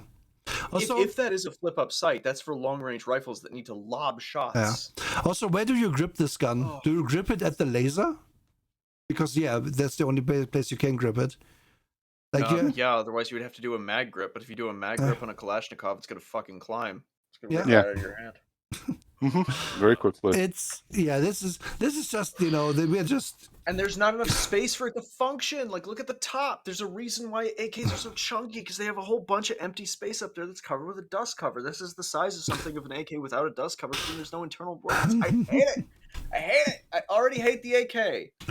I already hate the Kalashnikov design, and now this is even worse. Let's end this by scrolling back up a bunch and finding the table that kills you. Don't. Yes. Don't. Not me. No. Wait. Is it further down? Fuck, where is it? I'm sorry. I've insulted your love of Red Flag by talking shit about the AK, Nora. Don't do this. No. It's fine. No. Fumble table, brawling critical table, impact critical table, puncture critical table. Let's use puncture. So let's just go. Let's where's my dice? So we did a crit. They did away with the A to E crits from Rollmaster, but they're probably in Space Master if you really want them back. So yes, they are. Let's give this a whirl. Let's see what we get. So let's say we hit with plus 30. Because that's kind of realistic in these fucking games. It is, yeah. So I have a 42, so 72. So strike the lower leg, tendon torn, plus 3 hits, meaning 3 extra damage. Minus 5 to activity, stunned for 1 round. This is pretty okay. Let's try again. 98. Plus 30, I said, is 100. And okay, we are here. So shot through both ears. Hearing impaired, dies instant. Awesome shot. Hearing impaired, dies instantly. This is their humor. Like, yeah, your ears are destroyed, but it's fine. You're also dead. Like, again, this is how easy it is. Like, any time someone hits you in this game, you're gonna roll, and on an 80, you're just gonna bleed out your neck and be dead. Good luck playing. Awesome. So this is the same thing I said on Rollmaster. The very idea that you could ever put the time in to make a character in this, only to have them instantly get murked by some random guy who happens to roll well one time. Mm-hmm. Why would you ever do that again? Like, I understand doing it once because you're probably not going to read the book cover to cover to find this table. Because you're going to be happy to have a character and be done. But then your character just gets instantly annihilated or crippled for life, which is also very common in this table. Very common, yeah. Like, yeah, for example, here, if no helmet dies instantly, like, what? It's, yeah, you can't buy hit points. It doesn't really matter unless you happen to roll low, kind of, on these crits. It's just dumb. It's very dumb. Terrible. It's also things like stun for 12 rounds. It's like a big fuck you to anyone who wants to play this game. Because, you got hit in the sternum. You were winded for 12 minutes now, and you can't do anything. That's the rest of the fight, isn't it? Yeah, it's probably a lot more than that fight, actually. You can do nothing for a long while. Why am I at this table? Like, what? Yeah, why are we playing this? Like, what the hell? What are we doing? Why are we here just to suffer? So, the answer is yes. To answer your question, Sundered, yes, I put Soviet into the PDF search bar. There's only one reference to the Soviets. Oh. There is a soap riot in 2019 because they ran out of soap. That's in the Soviet Union. Damn fiddle. That is funny. Yep. So That's it. Assumedly, the Russians are still around because they solved the soap problem. Yep, they solved the soap problem, so everything's fine now. Yeah. Yep. Yeah. They cured world soap hunger. Oh God. Great. Yep. All right. Okay. Now all those kids and all those Christmas stories will never say a bad word again because of the Soviets. Mm-hmm. God bless the USSR, yeah, for sure. Oh man. Okay, I'm done. Emery, what do we do next time? Please. Wait. What do we do next time that isn't this? Oh God. Oh God. Something by Modifius? I completely fucking just checked out, and now I realized I actually have to do a thing now. I'm considering doing something for Modifius because like there's a lot of good stuff. Yeah. But I've got a quick question. Yeah. Because I've got a lot of them, and I don't really want to do too many of them. I think I gotta limit myself because there is like a lot of good Modifius stuff. But then like the basic system is 2d20, and they have like a lot of additional rules. You end up talking a lot about the setting in those, which I don't mind. Yeah. But there are two, and now I wanna pick up one of them either way. Okay. But I'm gonna ask you guys, which would you rather do? Dune or Conan? Ooh. That's a hard choice. Really tough choice, right? Wait, what is Dune based on specifically? Is it based on the new stuff, the new movie? Books, okay. Based on the books, more specifically, I think it's just Dune and God Emperor of Dune. I mean, I'm a sci-fi person. I would rather be Dune than. Guess what, guys? We're gonna be doing both of them this year. Don't worry about it. Yeah, we'll be doing them both this year. Yeah. These are my two.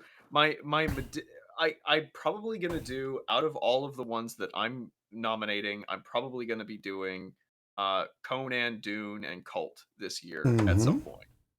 Now, I've talked about Conan a lot because it's the first 2d20 game I played, and I really enjoy it. But I also really like Dune. Shit, even a lot of my own VTuber vibes are based on Paul Atreides because I like him so much. Yeah, exactly. I'm really down for Dune, honestly. I'm also more curious. Maybe Conan is like, you can fight and hit a guy and be cool, and maybe there's a wizard. But I'm curious how they do certain aspects of Dune, which I would think are hard to put into RPG terms. Yeah. Like, what is a Kwisatz Haderach? Well, how do you do that in game? Yeah. Which, honestly, I'm down to talk about and go on about. All right. Okay, sick. Because I can pick up that core rulebook very easily. Nice. So yeah, I'll do that. I'll pick up this PDF and I'll send it in. It's really weird because some people are like, "Oh, I fucking hate like these 2d20 systems." And why'd you buy it, dude? Yeah. I mean, why buy it though? Basically, if you don't like it, why are you talking about it? Just do something else.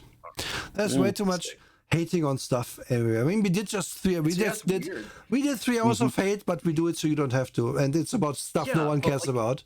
Like, the thing is, like, we're not going in and we're going, if you like this, it's shit. We go in and we say these are poorly designed games, and there's a reason why we don't design games like this anymore. Exactly. Wow! Holy shit! I'm lucid again. You did it, Henry. I came back. There you go. You won. Dune brought you back. You know. Dune brought me back. Yeah, the spice. The spice. Yeah, legitimately, when it comes down to it, we don't design games like this anymore. We do things in a different way for a reason. Like even as much Yeah. as I like D&D Basic, there are design decisions there that we just don't do anymore. Yeah. There's no point to doing Yeah. them. I agree.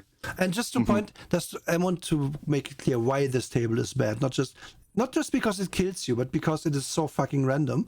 It that actively discourages you from playing the game. Yeah, you could never go in a straight up fight because you might just roll bad and then you're dead. There's nothing you can do about it because there's no way for you to really influence this. And that is bad. You can make a deadly system. It's like that can be fun, but it should not be this random, because if it's this random, then it kills the fun. Like you can be like, yeah, but isn't it cool when some character who was really cool in a movie just dies? And you're like, maybe, but we're not in a movie here. We're in a fucking RPG. And Steve will not make another character, and then we're just gonna not play anymore. Yeah, straight up. And that's Straight up. yeah. Straight up. Yeah, Minnie is currently in the middle of a Dune campaign. That's the other reason why I was like, yes. Nicely topical then, yeah. Okay, we are gonna rate Seppi again because, well, that is what we do here. I need an hour to unwind, but then I'm back with Among Us. With Minnie among other people. Oh, like, awesome! That's gonna be like fun. We have. Let me just name drop everyone really quickly. Who had time to do this? We have Bruce, Minnie, me, Shori, Sundad, Fish, Azure, Drake, and Ophelia, the Vernal Witch. That's the 9 people we got. Yeah. Wonderful. Yeah. And now we Raiden. Emery, I know you next week is hacking a lot going on. Yeah, I'm not streaming on Monday, but I have my big anniversary stream on Tuesday. Then 2 D&D games, and like holy shit, just a lot of stuff going on. And speaking of Conan drinking game on Saturday. Oh, nice. We already Emery will due to Emery's Hell Week, we're not going to play Shadowrun this week. I'm gonna see if Bruce wants to do more DP. Probably gonna do that on Friday. You will know soon. I really appreciate it as much as I feel bad about postponing. No, it's like, hey, we have had 0 problems with that so far. I expected like 1 session per month to not happen if we D&D, so it is how it goes. Yeah. It how it be. No stream tomorrow. Me and Azure are doing something else, which is important for my 1 year, which is coming up in April. And yeah. Perfect. Yeah, so I'm gonna see some of you, all of you, hopefully in an hour when we do Among Us. But for now, I need food in me because this Among Us, You have to say it as wrong as possible. It's fun. Among Us. Among Us is also fair, and I'm just gonna say it again. Among Us, because in 3 Amadeus. we are out. It's Raiden.